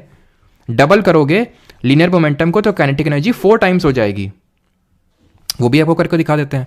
मान लो पहले केस में p स्क्वायर है क्या momentum, kinetic energy p square अपॉन 2m। अब मैंने दूसरे केस में डबल कर दिया, यानी कि 2p का होल स्क्वायर अपॉन 2m, सिंपल काइनेटिक एनर्जी। तो कितनी निकल के आ जाएगी? 4p स्क्वायर अपॉन 2m। तो पहले केस में p स्क्वायर अपॉन 2m थी, अब 4 गुना से बढ़ गई। क्यों? क्योंकि डायरेक्टली प्रोपोर्शनल है, तो अगर उसको बढ़ाओगे तो ये भी बढ़ेगी, और स्क्वायर है तो 4 टाइम्स हो जाएगी। Similar goes with velocity. Velocity को अगर आप डबल कर दोगे तो काइनेटिक एनर्जी 4 टाइम्स, उसको वेलोसिटी को हाफ कर दोगे तो काइनेटिक एनर्जी 1 अपॉन इसको अगर इसको डबल करोगे तो 4 टाइम्स और हाफ करोगे तो 1/4 टाइम्स, क्योंकि डायरेक्टली प्रोपोर्शनल है और स्क्वायर से प्रोपोर्शनल है। क्लियर है? यहाँ तक किसी कोई दिक्कत नहीं है। काइनेटिक एनर्जी समझ गया तो अभी आ जाए पोटेंशियल एनर्जी पे। पोटेंशियल एनर्जी पे जिसको बोलते हैं स्थितिज ऊर्जा, पोटेंशियल एनर्जी बोलते हैं इसको स्थितिज ऊर्जा, स्थितिज ऊर्जा यानी किसी चीज की स्थिति की वजह से जो ऊर्जा आती है उसको स्थितिज ऊर्जा बोलते हैं, स्थिति की वजह से। ये एनर्जी का मैं आपको एक एग्जांपल देता हूं जिसको बोलते हैं ग्रेविटेशनल पोटेंशियल एनर्जी, गुरुत्वीय स्थितिज ऊर्जा, ग्रेविटेशनल पोटेंशियल एनर्जी, ग्रेविटी की वजह से पोटेंशियल एनर्जी। जैसे कि मैं छत पे चढ़ गया बॉल लेके, अभी जो मैंने पीछे एग्जांपल दिया था, छत पे मैं चढ़ गया बॉल लेके, तो अब मैंने बॉल को ग्राउंड से किसी हाइट पे ले गया ना, किसी हाइट पे ले गया, वो हाइट मान लो h है, ठीक है, वो हाइट h है। तो इस पे जो एनर्जी कुछ ना कुछ स्टोर हुई है वो पोटेंशियल एनर्जी, क्योंकि इसमें मूवमेंट नहीं है अभी। जब मूवमेंट होगा, किसी भी चीज़ में मूवमेंट होगा, वो उसमें काइनेटिक एनर्जी होगी, उसमें मूवमेंट कुछ नहीं, लेके खड़ा हुआ हूँ मैं बस, ठीक है। इसमें पता है जो एनर्जी होगी, जो ग्रेविटेशनल पोटेंशियल एनर्जी जो कहलाती है, वो होगी mgh, mass into gravity into height. Force क्या होता है, वेट क्या होता है, वेट फोर्स ही तो है जो किसी मास पे लग रहा है, एक्सेलरेशन ड्यू टू ग्रेविटी की वजह से, जी की वजह से। वेट इतना है, ठीक है, ये वेट है। अब मैंने इसको कितना डिस्प्लेस किया है, h। वर्क डन क्या होता है, एनर्जी होती है। एनर्जी क्या होता है, वर्क डन एनर्जी क्या होता है, फोर्स इंटू डिस्प्लेसमेंट। फोर्स क्या है, mg है। डिस्प्लेसमेंट कितना किया, h किया वर्टिकली, mgh, ये एनर्जी उसमें स्टोर कर दी। अब जैसे इसको छोड़ूंगा ना मैं, इसमें जैसे ही छोड़ूंगा, ये जो पोटेंशियल एनर्जी जो इसमें स्टोर थी, अब ये काइनेटिक एनर्जी में तब्दील होना शुरू हो जाएगी गतिज ऊर्जा में, क्योंकि इसको गति मिलने लगी। सीजीएल मेंस पे तो इसी बार क्वेश्चन आया इस पे, पोटेंशियल एनर्जी आंसर था उसका, ठीक है। जैसे जैसे जैसे मतलब बेसिक से क्वेश्चन था और फिर भी काफी लोग गलत करके आ गए। तो जैसे जैसे नीचे बढ़ेगी, जैसे जैसे नीचे आएगी, इसकी पोटेंशियल एनर्जी काइनेटिक एनर्जी में चेंज होती रहेगी, यानी कि पोटेंशियल एनर्जी कम होती रहेगी, काइनेटिक एनर्जी बढ़ती रहेगी। इस पॉइंट पे जैसे ही आएगा वो ऑब्जेक्ट, इसकी काइनेटिक एनर्जी मैक्सिमम होगी, क्योंकि इसकी वेलोसिटी मैक्सिमम होगी, इसलिए। क्लियर। तो ग्रेविटेशनल पोटेंशियल एनर्जी का पहले तो फॉर्मूला याद रखना, mgh होता है, कितनी हाइट तक आपने रेस किया। इसी कॉन्सेप्ट पे जैसे ये देख लो, एक गेम नहीं आता था, तुम लोगों ने खेला है वो, मतलब काफ़ी पहले मैं खेलता था मोबाइल पे, जिसमें एक बैकग्राउंड म्यूजिक चलता रहता था, ठीक है, और अलग अलग तरह की, तुमने पक्का खेला तो ज़रूर होगा वो, काफ़ी, मुझे नाम तो याद नहीं है। उसमें इसी तरह हिल क्लिफ, शायद उसका नाम हिल क्लिफ कुछ था, ऐसा ही नाम था कुछ, हिल क्लिफ कुछ ऐसा ही था। उसमें इस तरह का बहुत ऐसे ऐसे होता था, है ना, उसमें बाइक चलानी होती थी। तो अब ये जो बंदा है, जब ये बंदा यहाँ पे आया ना, ये रुक गया होगा एक पॉइंट पे आके, ठीक है। जैसे मैंने किसी बॉल को फेंका ऊपर, बॉल को फेंका ना, चल रही काइनेटिक एनर्जी कम हो रही, काइनेटिक एनर्जी ऊपर जाते हुए, क्यों, क्योंकि वेलोसिटी कम हो रही। ऊपर जब पहुंचेगा, मैंने बताया था वेलोसिटी एक पॉइंट पे जीरो हो जाएगी, ऐसा तो नहीं आसमान पे निकल जाएगी, एलियंस को हाई करके आएगी तब आएगी ना। वेलोसिटी टॉप मोस्ट पॉइंट पे जीरो होगी, kinetic energy top most point पे जीरो होगी। किसी हाइट पे पहुंच गया होगा ये, मान लेते हैं 10 मीटर की हाइट पे, अब पोटेंशियल एनर्जी भाई पे स्टोर हो गया पोटेंशियल एनर्जी। अब जब नीचे गिरेगा ना, वो पोटेंशियल एनर्जी काइनेटिक एनर्जी में तब्दील होगी। अब वो काइनेटिक एनर्जी, वो पोटेंशियल एनर्जी काइनेटिक एनर्जी में बदल रही और बढ़ती जा रही। पोटेंशियल एनर्जी कम होती जा रही, काइनेटिक एनर्जी बढ़ती जा रही। जब नीचे से ऊपर फेंका था तो पोटेंशियल एनर्जी बढ़ रही थी, काइनेटिक एनर्जी कम हो रही थी, क्योंकि वेलोसिटी कम हो रही थी, इसलिए काइनेटिक एनर्जी कम हो रही। जैसे ये भाई साहब है, यहाँ पे चल रहे हैं, काइनेटिक एनर्जी होगी, बट जैसे यहाँ पे आए तो पोटेंशियल एनर्जी यानी कि गतिज ऊर्जा इनकी कुछ ना कुछ होगी, और ये कुछ हाइट पे होंगे, ग्राउंड लेवल से कुछ हाइट में होंगे उसी, और इनका कुछ मास होगा, और इनकी साइकिल का और इनके हेलमेट का कुछ मास होगा, mgh, जी तो सेम ही होगा ना। अब इतने ऑल्टीट्यूड पे वो नहीं कि ग्रेविटी ऑल्टीट्यूड के साथ कम हो जाती, इतने ऑल्टीट्यूड में भी नहीं, थोड़ा सा ज़्यादा लोग कम तो होती, लेकिन वो बहुत ही माइन्यूट होगी इतने ऑल्टीट्यूड में तो, ठीक है। और जैसे ही ये इन्होंने इस ऑफ द क्लिफ हुए, ये क्या होगा, ये पोटेंशियल एनर्जी पूरी काइनेटिक एनर्जी में तब्दील हो जाएगी, इनकी एकदम धनधनाते हुए नीचे आएंगे। पोटेंशियल एनर्जी कम होती जाएगी और काइनेटिक एनर्जी बढ़ती जाएगी। ऐसे ही डैम्स पे हमारा होता है, डैम्स जो होते हैं ना, डैम्स इसी कॉन्सेप्ट पे वो करते हैं। डैम में क्या होता है, पानी को एक हाइट पे स्टोर करके रखा जाता है और फिर उसको गिराया जाता है। अब जब वो हाइट पे स्टोर है, जिसको मैं 3D कोई फिगर तो है नहीं तो मैं दिखा नहीं पा रहा हूँ, तो इतना तो पता है ना, डैम तो सबने देखा होगा, ठीक है। डैम इस तरह से, डैम तो सबने देखे होंगे ना, कि जैसे ये मान लो पानी है, ठीक है, ये सर्टेन हाइट पे है, ठीक है, यहाँ पे पानी हमने स्टोर करके रखा है, ठीक है, और इसको क्या करते हैं, नीचे गिरवाते हैं। नीचे टर्बाइंस लगे हुए हैं, इस तरह से चक्के ऐसे समझ लो लगे हुए हैं। वो जैसे ही पानी में गिरेगा ना, तो ये चक्के घूमेंगे, इस तरह से टर्बाइन घूमेंगे, और वो घूमने से क्या होगा, एक्चुअल में जब पानी स्टोर था ना, तो उसमें पोटेंशियल एनर्जी थी, क्योंकि वो हाइट पे स्टोर था। जैसे ही पानी को छोड़ा, वो पोटेंशियल एनर्जी काइनेटिक एनर्जी में तब्दील हो गई, कन्वर्ट हो गई।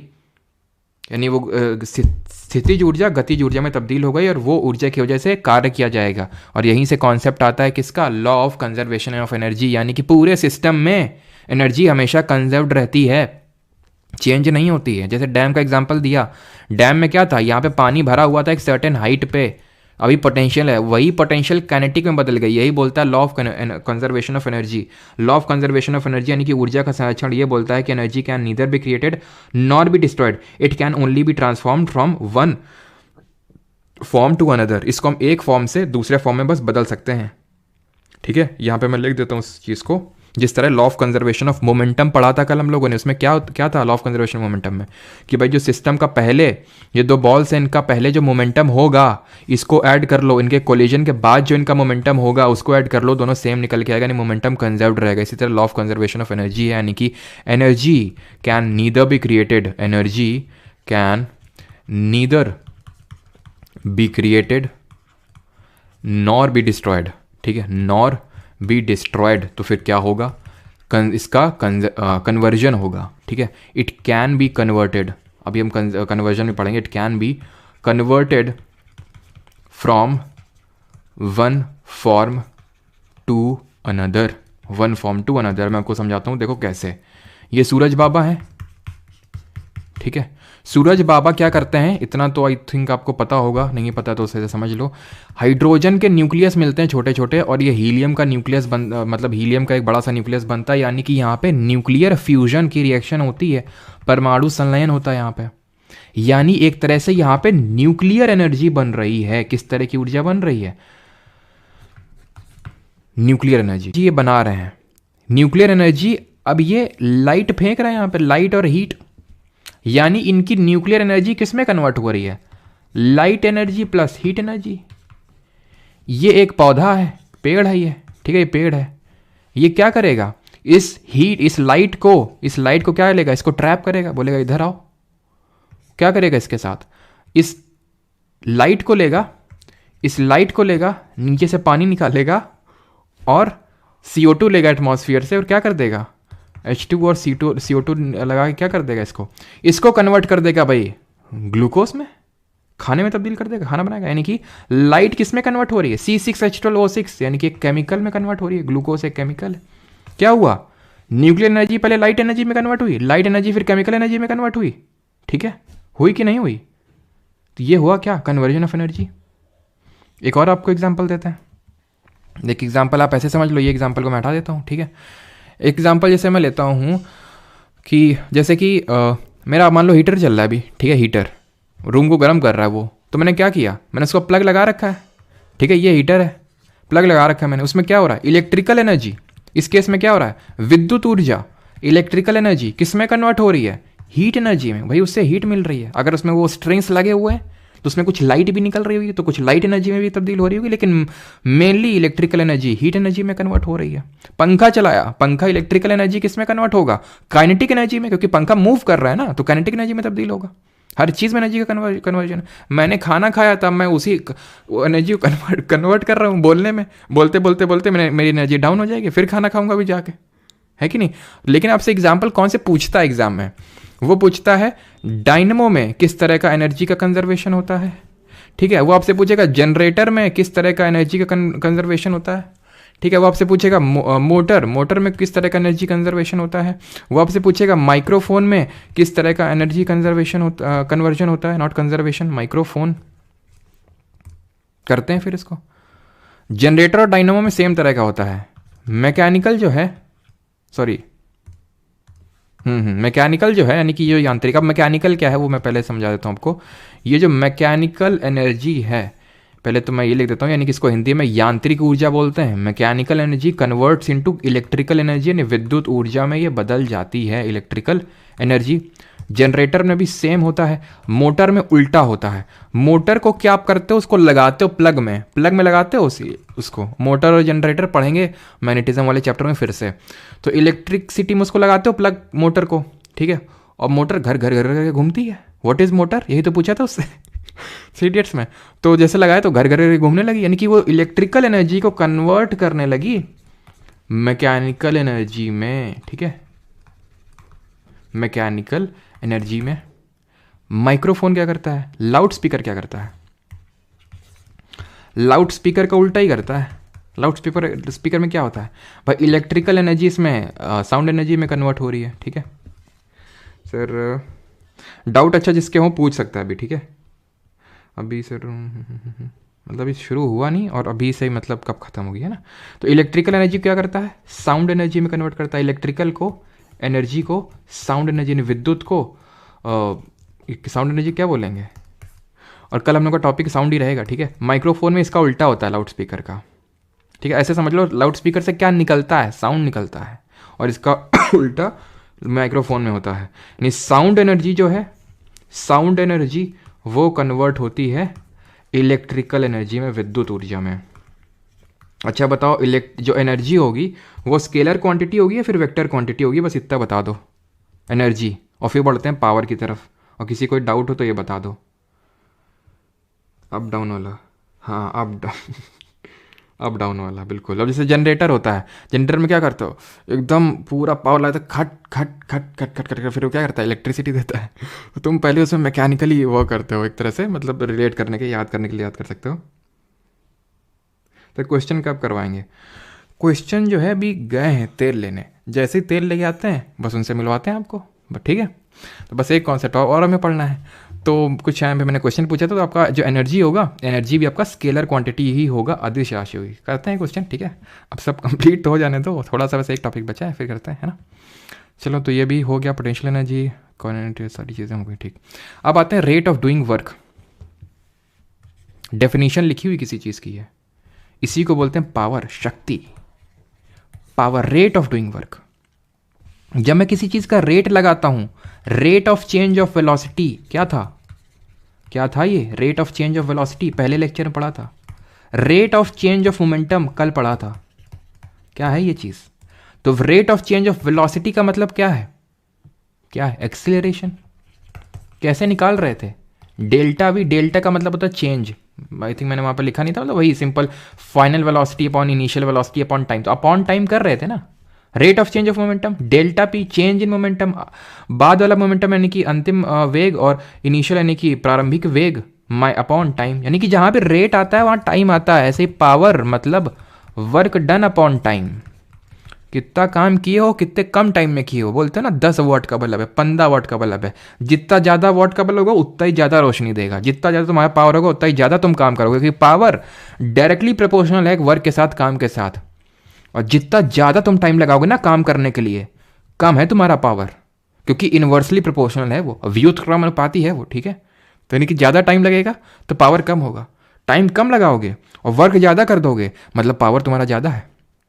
इसका यूनिट क्या होगा? इसका वर्क का यूनिट होता है जूल, और टाइम का होता है सेकेंड।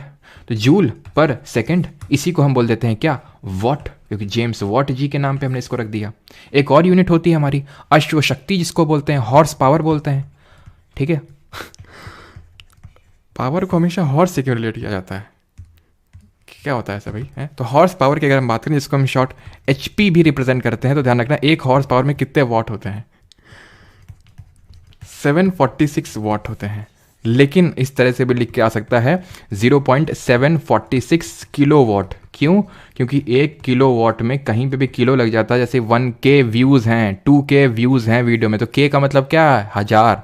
तो उसी तरह 1 किलो वॉट का मतलब है 1000 वॉट।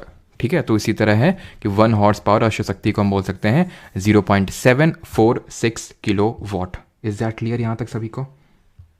खत्म हो गया हमारा टॉपिक। ठीक है, अब मैं तुमसे एक क्वेश्चन पूछ लेता हूँ। चलो, अब बल्ब में बताओ अच्छा किस तरह का एनर्जी कंजर्वेशन होता है? ठीक है, बल्ब में किस तरह का एनर्जी का कंजर्वेशन होता है, और पावर किस तरह की यूनिट होगी? सर पावर भी ध्यान रखियो, ये स्केलर क्वांटिटी होगी, इसका डायरेक्शन तो कोई लेना देना है नहीं ना, तो ये भी अदिश राशि होगी। और एक चीज़ और यहाँ पे एक चीज़ मैं लिख देता हूँ कि पावर, फोर्स और वेलोसिटी के बीच में एक रिलेशन याद रखना, अगर कभी क्वेश्चन पूछ ले कि पावर जो शक्ति होती है बराबर बल, फोर्स इनटू वेग यानी कि वेलोसिटी होता है। तो ये P is equal to FV याद कर लेना। थोड़ा सा कभी क्वेश्चन तो नहीं देगा, लेकिन अगर पूछ ले तो। और बल्ब में किस तरह से होता है? तो बल्ब में भाई इलेक्ट्रिसिटी देते हैं। जब इलेक्ट्रिसिटी देते हैं तो इलेक्ट्रिकल एनर्जी, यानी इलेक्ट्रिकल एनर्जी क्या करती है? फिलामेंट को ग्लो करती है। फिलामेंट होता है ना, बल्ब का फिलामेंट किसका बना होता है? बताओ जल्दी से। बल्ब का फिलामेंट किसका बना होता है? तो बल्ब का फिलामेंट ग्लो होता है, तो लाइट एनर्जी प्लस वो हीट भी होता है। ठीक है, जो जो हमारे नॉर्मल जो वाले पहले बल्ब आया करते थे ना, उसमें फिलामेंट कितना क्लियरली दिखता था, सूर्य वाला 9 रुपए का मिलता था, है कि नहीं? वो जो एकदम येलो येलो जलता था, 9 रुपए का तो मिलता था, फिर 9 से 10 का हुआ था। तो लाइट प्लस हीट एनर्जी इसमें कन्वर्जन हो रहा है। लाइट हमें देखने को मिलती है बल्ब से, और हीट भी कुछ ना कुछ, बल्ब गर्म भी तो हो जाता है। तो फिलामेंट किसका बना होता है? टंजस्टन का बना होता है। क्यों बना होता है टंजस्टन का, ये भी आप आगे पढ़ेंगे। इसका सिंबल क्या होता है देखते हैं कितने लोगों को पता है। और जिसने टीजी लिखा ध्यान रखना फिर, ठीक है। तो आगे बढ़ते हैं, क्योंकि तुम लोग सिंबल ही बड़ी जल्दी बना देते हो, है ना। टंजस्टन को कहो टीजी बना दो जल्दी से जैसे मैग्नीशियम एमजी, तो टंजस्टन टीजी। ध्यान रखना इसका सिंबल होता है डब्लू, है ना। चलो आगे बढ़ते हैं और क्वेश्चंस को अटेम्प्ट करते हैं। कुछ लोग की क्वेश्चंस की काफ़ी डिमांड थी, तो लीजिए। Imagination is more important than knowledge, समझ रहे हो। चलो आगे बढ़ते हैं। पहला क्वेश्चन है, when did Henry Cavendish report the measurement of the gravitational constant with the mass and density of the earth? Edison, बिल्कुल। इनकैंडेसेंट लाइट कहते हैं उसे, ओहो हो, इनकैंडेसेंट कहते हैं, क्या बात है। हेनरी कैवेंडिश, कैपिटल जी की इन्होंने वैल्यू दी थी, ग्रेविटेशनल कांस्टेंट जिसको बोलते हैं, 1798 ऑप्शन नंबर बी, जिसकी वैल्यू कितनी होती है? 6.67 × 10⁻11 न्यूटन मीटर स्क्वायर पर केजी स्क्वायर। इसकी यूनिट भी पता होनी चाहिए हमें, ठीक है। ये जो होती है कांस्टेंट होती है हर जगह, ठीक है। According to Henry Cavendish, experiment conducted in 1797 to 1798, तभी हमने यहाँ पे 1798 लगाया, बिकॉज 1798 ही कंसिडर करेंगे। What was the value of the universal constant of gravity? क्या होती है उसकी वैल्यू? इसी को देख लो, क्यों आगे देख रहे हो? इसी को देख लो, पावर को ही देख लो, खत्म हो गया खेल, ठीक है। हमने देखा तो यूनिवर्सल लॉ ऑफ ग्रेविटेशन क्या बोल रहा था? हर चीज़ एक दूसरे को अट्रैक्ट कर रही है। मेरे सामने माइक रखा है, मेरा माइक जो है अट्रैक्ट कर रहा है मेरे को, मैं इसको अट्रैक्ट कर रहा हूँ, लेकिन हम दोनों का मास इतना कम है कि हम दोनों एक दूसरे को गले नहीं लगा पा रहे, ठीक है। Question number 3, which law explains about the tides due to the moon and the sun? देखिए, टाइड में भी यही कॉन्सेप्ट वर्क करता है, वो वाला टाइड नहीं जिससे आप धुलते हैं कपड़े, लेकिन ये टाइड अलग है, जिसको हम ज्वार भाटा बोलते हैं। ज्वार मतलब हाई टाइड, भाटा मतलब बैंगन। भाटा का मतलब है लो टाइड, ठीक है। तो जो हाई टाइड लो टाइड आते हैं ना, ज्योग्राफी में हम लोग पढ़ेंगे, ये एक्चुअल में ग्रेविटेशनल पुल लगा रहे हैं, ये दोनों पानी को खींच रहे हैं। कौन से पानी को? जो समुद्र का पानी है, हमारे बगल में पानी का जमाव हो रखा है, उसको काहे नहीं खींच रहे हैं, वो ज्योग्राफी में पढ़ेंगे, क्योंकि उसमें हाई अमाउंट ऑफ वाटर चाहिए होता है, जिसका मास काफ़ी ज़्यादा हो, उसी में अपना इफेक्ट दिखा पाते हैं। ये मून और सन दोनों ग्रेविटेशनल पुल लगा रहे हैं, ग्रेविटेशनल पुल लगा रहे हैं, खींच रहे हैं, ठीक है। तो आंसर क्या होगा? Law of gravitation, option number A. The force of the earth gravity, आज ही के PY लेक्चर भी मैंने ये चीज़ पढ़ाई है, ग्रेविटी ये टाइड वाली, है ना। तो ये लोग ज्योग्राफी हम लोग पढ़ेंगे ढंग से। The force of gravity on every kilogram, ये कर भी चुके हैं क्वेश्चन, कि हर किलोग्राम में कितना फोर्स। तो फोर्स क्या है? m × g। m कितना है? एवरी किलोग्राम, यानी 1 और 10 ग्रेविटी की वैल्यू है, ठीक है, approximately 10 newton. Who among the following is credited with the postulating 3 laws of planetary motion? निम्नलिखित में से किसे ग्रहों की गति के 3 नियमों का प्रतिपादक करने के लिए जाना जाता है? ग्रहों के 3 नियम किसने दिए थे? न्यूटन ने ना। न्यूटन जी ने तो इनका यूज करके अपनी जो थ्योरी दी थी वो ये वाली, क्या कौन सी थ्योरी? कि m1 m2 अपॉन r², कि ये इन्वर्सली प्रोपोर्शनल होता है डिस्टेंस के बिटवीन दी मासेस। केपलर जी का क्या लॉ था? पहला लॉ था कि भाई जो ऑर्बिट होता है वो इलिप्टिकल होता है, दीर्घवृत्ताकार होता है, लॉ ऑफ ऑर्बिट। दूसरा लॉ ऑफ एरिया बोलते हैं, तीसरा लॉ ऑफ टाइम पीरियड बोलते हैं। वो क्या बोलता है तीसरा लॉ? ये बोलता है तीसरा लॉ। दूसरा लॉ क्या बोलता है? एरिया जो स्वेप्ट होंगे वो बराबर होंगे, लेकिन अगर पास में होगा जल्दी जल्दी चलेगा प्लैनेट, और दूर होगा तो धीरे धीरे धीरे धीरे चलेगा, ठीक। आगे बढ़ते हैं। Question number 6, Who among the following was the first to conclude that in vacuum all objects fall with the same acceleration g and reach ground at the same time?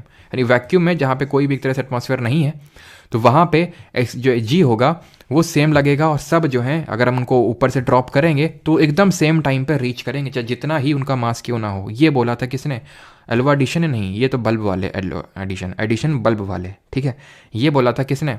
Galileo गैलीलाई ने, ठीक है। ऑप्शन नंबर 20 का सही answer होगा। Question number 8, an object is falling freely from a height x। कोई height x है, वहां से एक ऑब्जेक्ट गिर रहा है, ऑब्जेक्ट गिर रहा है हाइट x से। After it has fallen to a height of x/2, यानी कि आधी हाइट में आ गया है, तो अब इसमें क्या होगा? सिर्फ पोटेंशियल एनर्जी, आधी पोटेंशियल आधी काइनेटिक, कम पोटेंशियल ज़्यादा काइनेटिक, या फिर सिर्फ काइनेटिक? तो हमें पता है कि अगर हम उसको हाइट x तक ले गए थे तो उसमें प्योरली पूरी तरह से सिर्फ पोटेंशियल एनर्जी यानी स्थितिज ऊर्जा होगी, कितनी होगी, mgx होगी।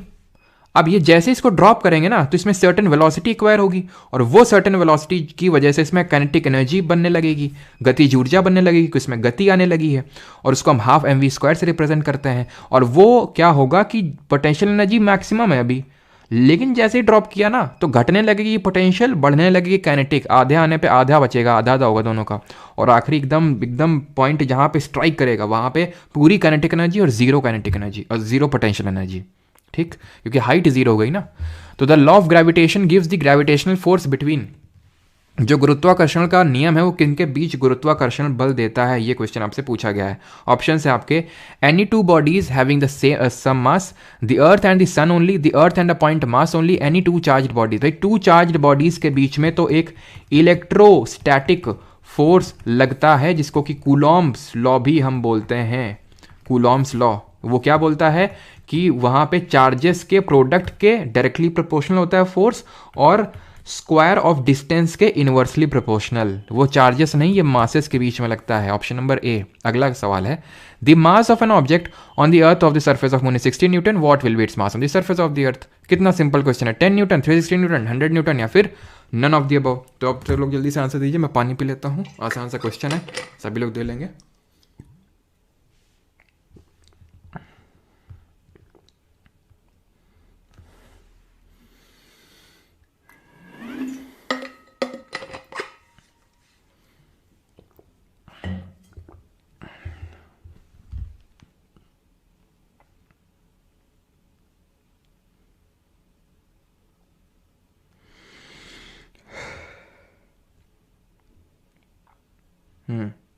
दस दस दस।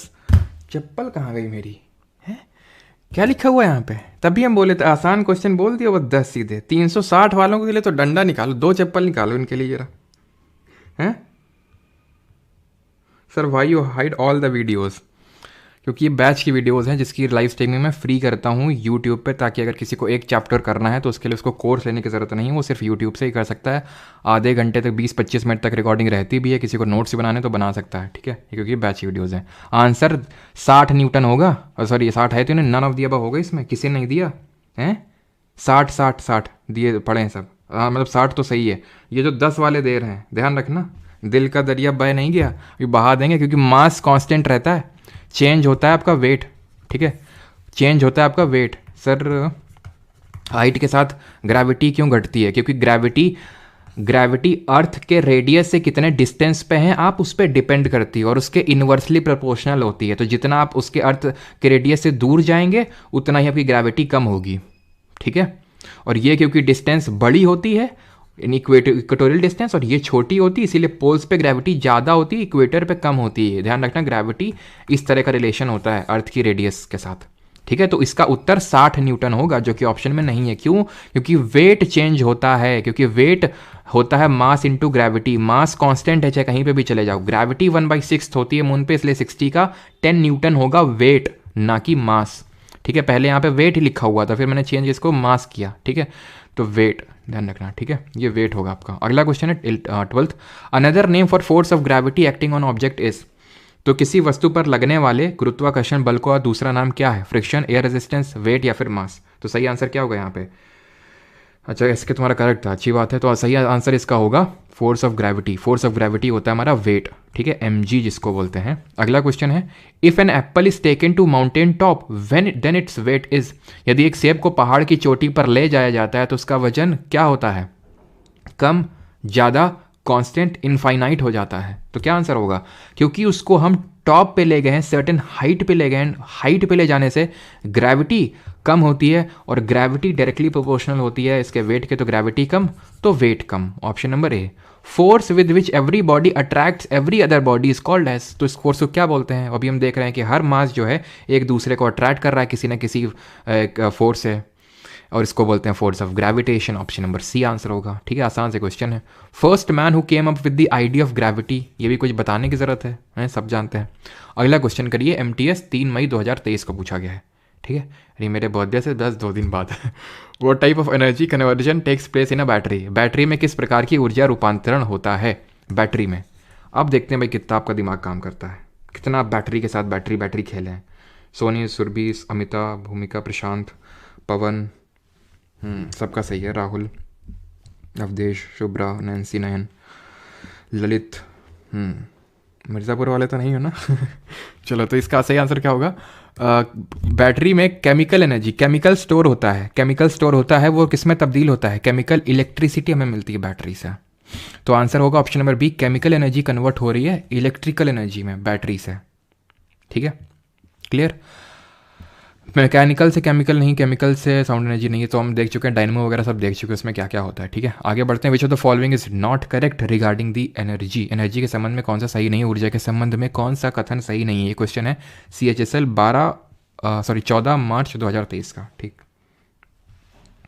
गौरव, प्रीति, शिवानी राठौर, ईशा अग्रवाल, सबका सही है। चलिए, तो नॉट करेक्ट। तो ऊर्जा के संबंध में, the energy possessed by a body due to its change in position और शेप, पोजीशन शेप, स्थिति की वजह से, स्थिति की वजह से स्थितिज ऊर्जा होगी, बिल्कुल सही है, नॉट है, नॉट करेक्ट। ठीक है, ये बहुत इंपॉर्टेंट होता है जब आप एग्जाम अटेम्प्ट कर रहे हो, तो चौकन्ना एकदम रहो। ठीक है, क्योंकि जो चीज़ आती हुई है वो गलत होती है तो बड़ा कष्ट होता है। ठीक है, मेरे साथ ऐसा हो चुका है, इसलिए बता रहा हूँ आपको। N object of mass m moving at velocity v has kinetic energy mv/2, गलत हो गया क्योंकि mv²/2 होता है, काइनेटिक एनर्जी हाफ mv² होता है, उसको हम mv²/2 भी बोल सकते हैं, इसलिए गलत हो गया।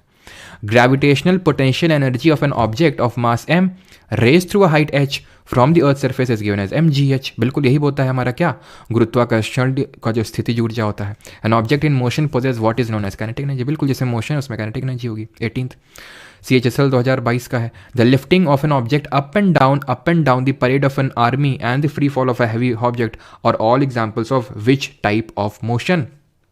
किस टाइप के मोशन है ये? रेक्टिलीनियर है, एक सीध में हो रहे हैं, पीरियोडिक है, रोटेशनल है, या फिर ऑसिलेटरी है? तो अच्छा, रोटेशनल मोशन मैंने आपको एक कल फोर्स बताया था, उसका जो बता दो उसको क्या बोलते हैं, जो उसकी एक्सिस पे डिपेंड करता है, एक्सिस पे। पीरियोडिक और ऑसिलेटरी समझ लो, इसका आंसर रेक्टिलीनियर होगा। रेक्टिलीनियर मैंने आपको बता रखा है, लीनियर मोशन हो रहा है। अब मैं फ्री फॉल करवा रहा हूँ, इधर से इधर आ रहा है, ठीक है, सीधी लाइन में आ रहा है, लीनियर मोशन होगा। पीरियोडिक और ऑसिलेटरी क्या होते हैं? ऑसिलेटरी होता है कि भाई टू एंड फ्रो, मतलब एक ही पाथ को फॉलो कर रहा है, एक ही पाथ में मोशन हो रहा है। पीरियोडिक क्या, एक पाथ में तो हो रहा है, एट अ सर्टेन इंटरवल भी हो रहा है। जैसे ये यहाँ पे है, 2 सेकंड बाद यहाँ आया, तो फिर अगले 2 सेकंड बाद यहीं आएगा, फिर अगले 2 सेकंड बाद तुमको यहीं मिलेगा। You are very sure about कि 2 सेकंड बाद में आऊँगा तो यहीं मिलेगा, या फिर 3 सेकंड बाद यहीं मिलेगा, इसको बोलते हैं पीरियोडिक। ऑसिलेटरी में क्या हो सकता है, 2 सेकंड बाद यहाँ पे लौट के आया, हो सकता है कि अगली बार 3 सेकंड बाद, हो सकता है 1 सेकंड बाद। यानी कि मैं ये बोल सकता हूँ कि all oscillatory motion are all periodic motions are oscillatory motion, but vice versa is not true. और सभी पीरियोडिक मोशन की, पीरियोडिक का मतलब एक टाइम पीरियड के, फिक्स टाइम पीरियड के बाद वो वहीं पे मिल रहा है, फिक्स टाइम पीरियड वहीं मिल रहा है, यानी ऑसिलेट तो कर रहा है, प्लस उसके साथ साथ टाइम को भी बड़ा फॉलो कर रहा है। वो ऑसिलेटरी तो है ही है, प्लस वो टाइम को भी फॉलो कर रहा है। ठीक है, बट यहाँ पे इस तरह का ऐसा कुछ हो नहीं रहा है, तो आंसर यहाँ पे रेक्टिलिनियर मोशन होगा, सीधी रेखीय गति होगी यहाँ पे। Question number 19। अगला क्वेश्चन है आपका क्या, kinetic and potential energies of a body are the components of dash energy. तो आई थिंक ये मैंने आपको बताया कि नहीं बताया, बताया होगा ना, नहीं बताया। ये होता है आपका mechanical energy. Mechanical energy is equal to kinetic energy plus potential energy. मैंने वहाँ पे सोच रहा था कि जब मैंने आपको बताया था डायनेमो वाला केस, जनरेटर वाला केस, जहाँ पे मैकेनिकल इलेक्ट्रिकल में कन्वर्ट हो रही थी, तो वहाँ पे बताना, चलो कोई नहीं। मैकेनिकल जो है यांत्रिक, इसको बोलते हैं हिंदी में यांत्रिक ऊर्जा। यांत्रिक ऊर्जा बराबर गतिज ऊर्जा प्लस स्थितिज ऊर्जा। और यहाँ पे जो मैंने आपसे क्वेश्चन पूछा था कि एक एक्सिस के अराउंड जो मोशन होता है उसको टॉर्क बोलते हैं, जिसको टाउ से रिप्रेजेंट करते हैं, है ना। 20th question, which of the following is an, बस इक्का दुक्का आई थिंक होंगे और बस ज़्यादा नहीं होंगे, ठीक है। Is an example of gravitational potential energy, निम्नलिखित में से कौन तुम लोग को 8 बजे खाने का टाइम हो जाता है क्या? मतलब मैं देखता हूँ 8 जैसे ही बजते हैं तो कुछ लोग चले जाते हैं क्या होता है, 8 बजे खाने का टाइम होता है? कौन कितने टाइम खाना खाता है जरा बताओ, हम भी तो जाने। अच्छा सोनू, आप मैकेनिकल इंजीनियर है, अच्छा, तो फिर सूखा होगा फिर वहाँ पर तो निम्नलिखित में से कौन गुरुत्वाकर्षण स्थितिज ऊर्जा का उदाहरण होता है? Moving car, bullet fired from a gun, water that is behind a dam, foot kicking a ball. Gravitational potential energy यानी कि कोई हाइट में हमने उसको किसी चीज़ को रख रखा है, कार में भाई मूव कर रही है, काइनेटिक एनर्जी होगी, हाइट पे कहाँ पे वो, ठीक है।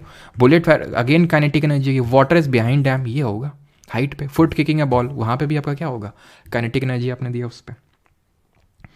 खाना बनाना होता है, अच्छा सुरभि मिश्रा, खाना बनाना होता है, हाँ 10:30, 8:30, 8 प्रांजल बोल रहे हैं 8 बजे, अच्छा। और 10:30 संतोष 10:30 बजे खाते हैं, कोई टाइम नहीं है, ओके। पीजे में खाना मिलता है तो कुछ तो टाइम होगा। कुछ नहीं, अगला क्वेश्चन करो जल्दी से। लेक्चर देखते खाना खा लिए, क्या बात है दीपक कुमार, ये हुई ना बात। भूख ही नहीं लगती तेरे गप्प सिंह, हाँ तुम्हारा तो पेट पहले से ही भरा हुआ है ना। क्या ले लेके, न्यौछावर ले लेके। चलो तो S is equal to U T plus half A T square, क्या आंसर होगा इसका? कल हम लोग ने देखा था, ये क्या है? डिस्टेंस है, ये टाइम है, तो distance time, option number B. इस क्वेश्चन को करो, hydro electric power station generate electricity by using the force. Hello sir, I am preparing for C D S and F CAT, should I go for your batch और go with any other batch? F CAT के लिए तो यार sufficient है, सी D S का भी काफ़ी हद तक ठीक है, आप सफिशिएंट ही मानो, ठीक है। लेकिन कुछ चीज़ें हैं तो उसको बस करते रहना, जैसे कि सीरियस एग्ज़ाम से पहले परमार ऑफिसर्स चैनल पे उसमें रफली ऐसे कुछ 25-30 हज़ार के अराउंड कुछ सब्सक्राइबर होंगे, तो उसमें मैं कुछ करवाऊंगा लास्ट टाइम में, ठीक है। उसमें मतलब बहुत ही कम वीडियोस आ पाते हैं, ना के बराबर, लेकिन मैं उसमें लास्ट टाइम में ही करवा पाता हूँ।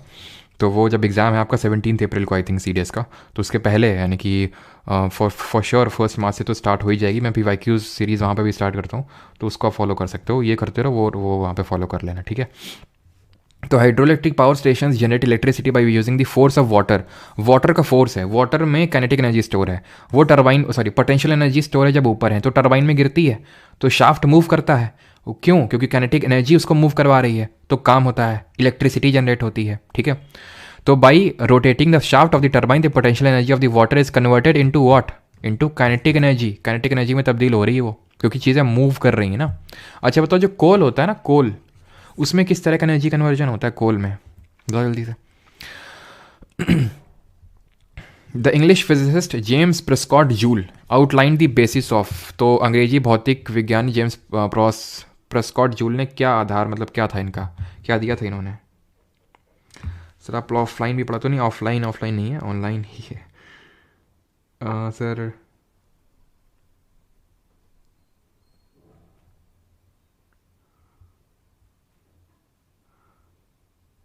सर पेड 999 वाले बैच और यूट्यूब प्लस टेलीग्राम पे क्या फ़र्क है, मतलब समझा नहीं।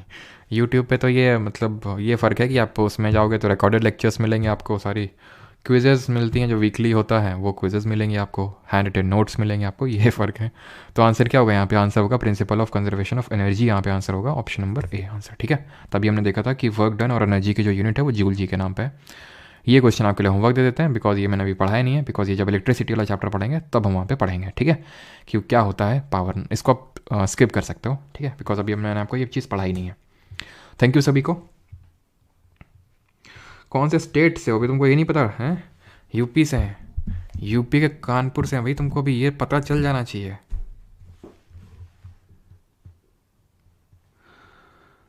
हाँ।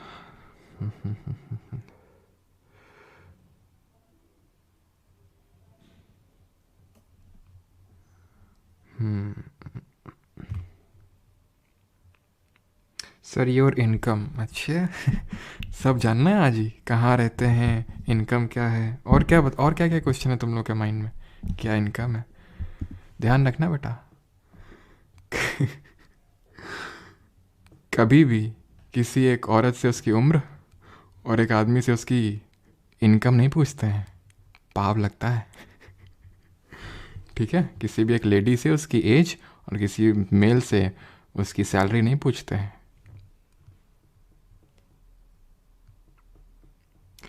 सर काइनेटिक एनर्जी, स्मृति मोदी लिख रही है हाफ पीवी भी तो हो सकता है, बिल्कुल हो सकता है हाफ पीवी। लेकिन हाफ पीवी का करोगे क्या, बस ये है ना, बिल्कुल हो सकता है, आप किसी भी तरह मोल्ड कर सकते हैं आप, बिल्कुल सही तो है टेक्निकली स्पीकिंग। सर आपके खाने का क्या टाइम है? खाने का जैसे तुम लोग का लेक्चर खत्म हुआ सीधे लैपटॉप बंद करता हूँ, भाग के जाता हूँ एकदम खाने की तरफ। वही टाइम है, जैसे कि आज 8:12 हो रहा है, 8:15 में बस मिलूंगा वहीं पे खाने पे। 8 बजे क्लास खत्म होती है, 8 बजे मिलता है वहाँ पे, 8:30 पे, तो 8:30 पे मीटअप रख लो, मीटअप बिल्कुल सिलेक्शन के बाद। ठीक है, सिलेक्शन के बाद सब कुछ, फेस रिवील और मीटअप सब कुछ। सर जेई मैकेनिकल वालों के लिए भी कुछ गाइडेंस दे दीजिए। अलग से मैं बनाऊंगा, मैंने सोच रखा है, क्योंकि जेई के बहुत सारे स्टूडेंट हैं, बहुत स्टूडेंट हैं, ठीक है। तो तो उसके रिगार्डिंग मैं अलग से बनाऊंगा, ठीक है। Sir are you married? नहीं नहीं भाई, ये अभी इस पचड़े में तो अभी नहीं पड़े हैं, ठीक है। तो ये सब तो नहीं है। सिलेक्शन पोस्ट के बारे में भी वीडियो बनाइए, ठीक है जीत, उसके बारे में बनाते हैं। डाउट फिज़िक्स कितने दिन में ख़त्म होगी? फिज़िक्स अगले वीक ख़त्म हो जाएगी। कल साउंड का लेक्चर होगा, फ्राइडे को क्लास नहीं होगी, बिकॉज सैटरडे को एक स्टैटिक जीके का टॉपिक कर लेंगे और उसका नाम है सेंसस, क्योंकि सेंसस से काफ़ी क्वेश्चन आए हैं, ठीक है। और कुछ लोगों ने वीडियोस बना के मेरे ऊपर प्रेशर डाला है कि सेंसस का वीडियो बनाइए जल्दी से, तो वो करते हैं। तुमको लगता है कि मतलब, चलो छोड़ो उस चीज़ को। कितनी, अच्छा ये सब डाउट्स के लिए वो नहीं है, ठीक है। चलो भाई थैंक यू। कितनी, चलो कानपुर में मेरा रेडियो ऑपरेटर का एग्ज़ाम है, अच्छा तो क्या करें, एग्ज़ाम दिलाने आए तुमको? क्यों सर? आपने कल फ्रिक्शन को नॉन कॉन्टैक्ट फोर्स बताया था, ये कब हुआ? फोर्स को मैंने फ्रिक्शन को नॉन कॉन्टैक्ट का बताया, कॉन्टैक्ट भी बताया था मैंने फ्रिक्शन को। गलती से निकल तो नहीं गया मुँह से नॉन कॉन्टैक्ट? कॉन्टैक्ट ही होता है। हमारी 1000 हैं, और बताओ कितनी गर्लफ्रेंड है? यही डाउट है तुम्हारे? चलो भाई थैंक यू सभी को। बाकी स्टेनोग्राफर के लिए, स्टेनोग्राफर का भी हाँ, ये मतलब थोड़ा होता है क्या ना, जैसे जीआई का हो गया, स्टेनो का एग्ज़ाम हो गया, थोड़े से मतलब वही ना, कम गाइडेंस होता है। लेकिन चिंता ना करिए, सफिशिएंट हैं चीज़ें, ठीक है, जो यहाँ पे हो रही चीज़ें। आप इसको क्वेश्चन भी अटेंड कर सकते हो, क्विजेज़ जो टेलीग्राम पे डलती है ना, वो सब ही जो भी लेटेस्ट में एग्ज़ाम हुए उन्हीं सब की क्विजेज़ होती हैं। और अभी मैं सोच रहा हूँ कि एप्लीकेशन पे इसी मतलब एग्ज़ाम वाइज की जेई का, स्टेनो का, उसका सब्जेक्ट वाइज वहाँ पे मैं जीके क्विज डलवा दूँ, मतलब exam wise and that too subject wise, ठीक है। तो वो भी मैं अभी उस पर प्लान कर रहा हूँ, और वीडियो भी मैं अलग से बना दूंगा जेई पे भी, स्टेनो पे भी, ठीक है, जल्दी। Alright, thank you sir.